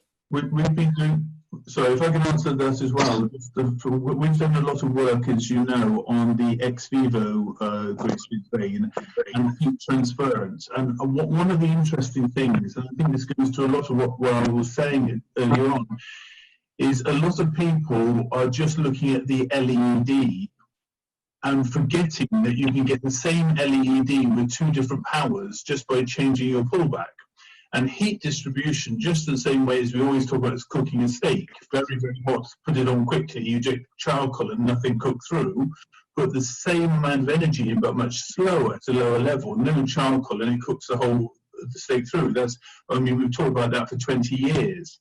And I've produced some figures in my book about the different curves we see of that. And I think the answer of this is sometimes counterintuitively, it's better to lower the power, to put it back slower, to avoid charcoal formation by having lower powers, but just do it slower, and you get a better penetration of heat through the wall. Whatever that formation, however you get the heat, you get it through the wall. You don't get heat lost by charcoal. And what the research we've done looking at immunocytochemistry is you get more cell death right to the outside. What you don't want to do, of course, is you don't want to do it so much that you get the heat going out to where the nerves and the skin are. So there's that balance between not doing it too fast and furious and only getting charcoal on the inside and not treating the vein, versus doing it too slow. And so it's all about understanding heat dynamics, which is both power but also time. Thank you so much, guys. Great. Now I think Dr. Kanata wants to have a comment too. Yeah, my comment is I saw those 2 presentations, one from Raul and the other from Mark this morning. I was amazing regarding about the new way that we're supposed to change it Long time ago, we just do the pullback slowly. Now we have to just, as he said before, we have to move just a bit faster, not too slow, not too fast. Try not to burn the skin and get the carbonization that we usually can have if we're in trouble over there. The slide that you saw, Mark, this morning was amazing regarding about how was the histologic changes and what is the difference. And this is the difference that we have to start working on it. The difference on wavelength, the difference on the fibers, and we have to try and show the difference, try to have a better results for our patients. I think this is amazing. And I ask just a question for you guys, for you, Rahul, and for you, Mark. Do you prefer trying to do the fast pullback or the low pullback? And what is your suggestion for us? It's a very, you see, in my practical purpose, I'm using an ultrasound actually. So, I'm trying to measure the length of the vein and approximately estimate at how much energy I'm going to deliver in this sort of vein. And then I'm seeing the ultrasound, the vein wall, and trying to just burn the thickness of the vein wall, which you can see, and you can see all the time the bubbles traveling into the vein wall. And so I'm just trying to burn the vein. And every 10 centimeter, I see approximately how much energy I have given. I hope I'm not given less energy. I also think that the most important thing, as Rahul just said in his talk, you must avoid carbon. And I think the most important thing is you give the most energy you can, which doesn't cause carbon. I think once you start causing carbonization, you're losing energy, and also you're concentrating it in the wrong area of the vein. Now, unfortunately, having said that, I'm going to be very unscientific now, and because I have nurses working with me, I set all my lasers to 10 watts. I don't think it's the best, but it makes the mathematics easier. I think probably for a 1470, for a good laser, probably 6 watts or 8 watts is better, and to pull it back slower. But the difficulty is as soon as you start changing things, somebody might alter a setting and a patient gets a bad result. So for practical reasons and not science reasons, I always use 10 watts. But I think you're right. I think it would probably be more precise. I think we should worry about results, not